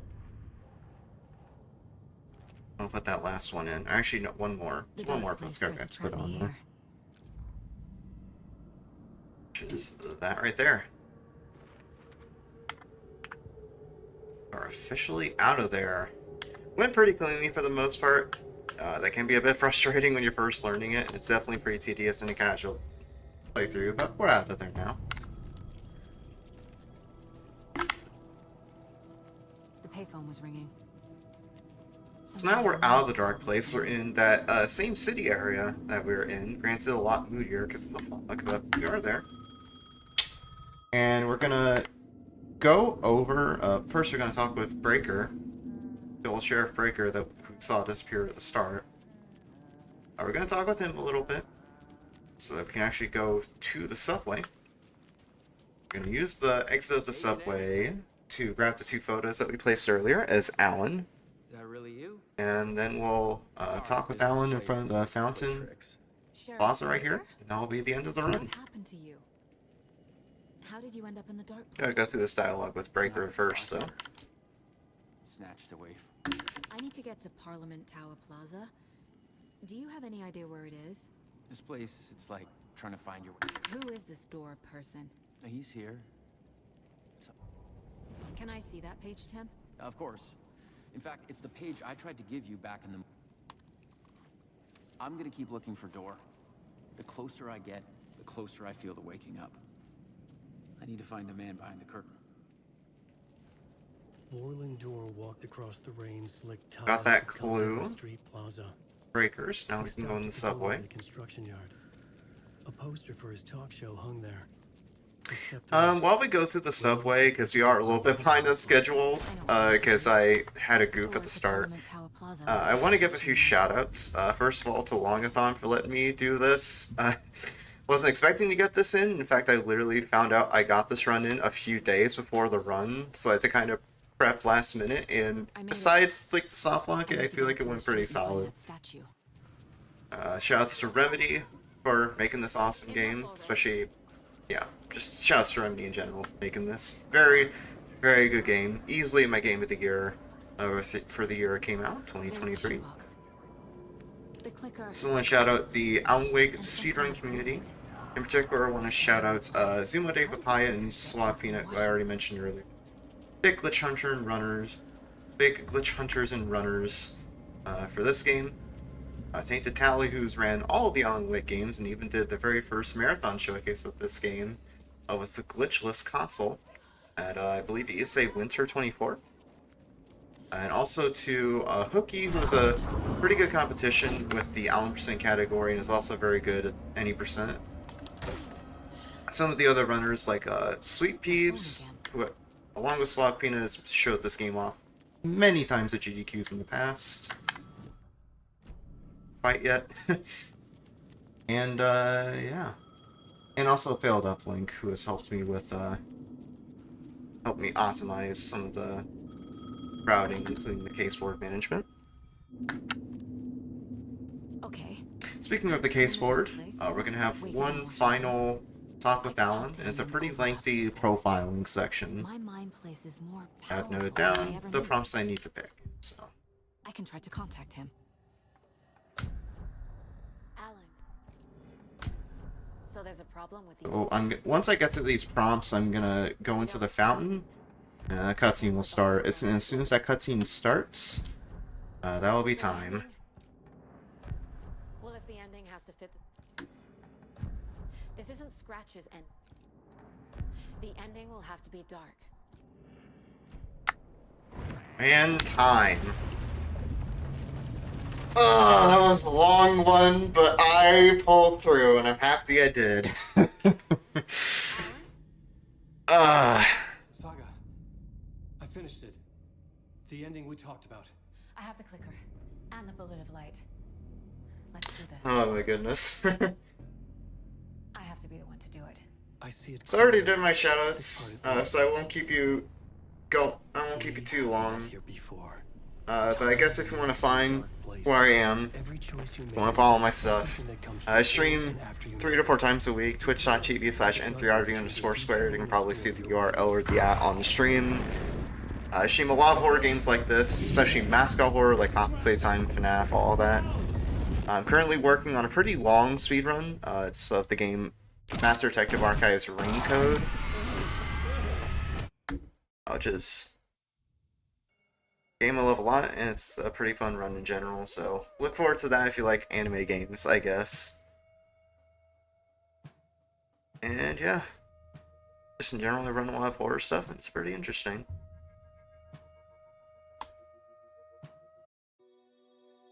I think that's about it for me. Thank you, Longathon, for putting this on. It's definitely a very worthy cause given the current climate we're in, and I applaud what you're doing. You're doing good work. And enjoy the rest of the marathon. I think that's it for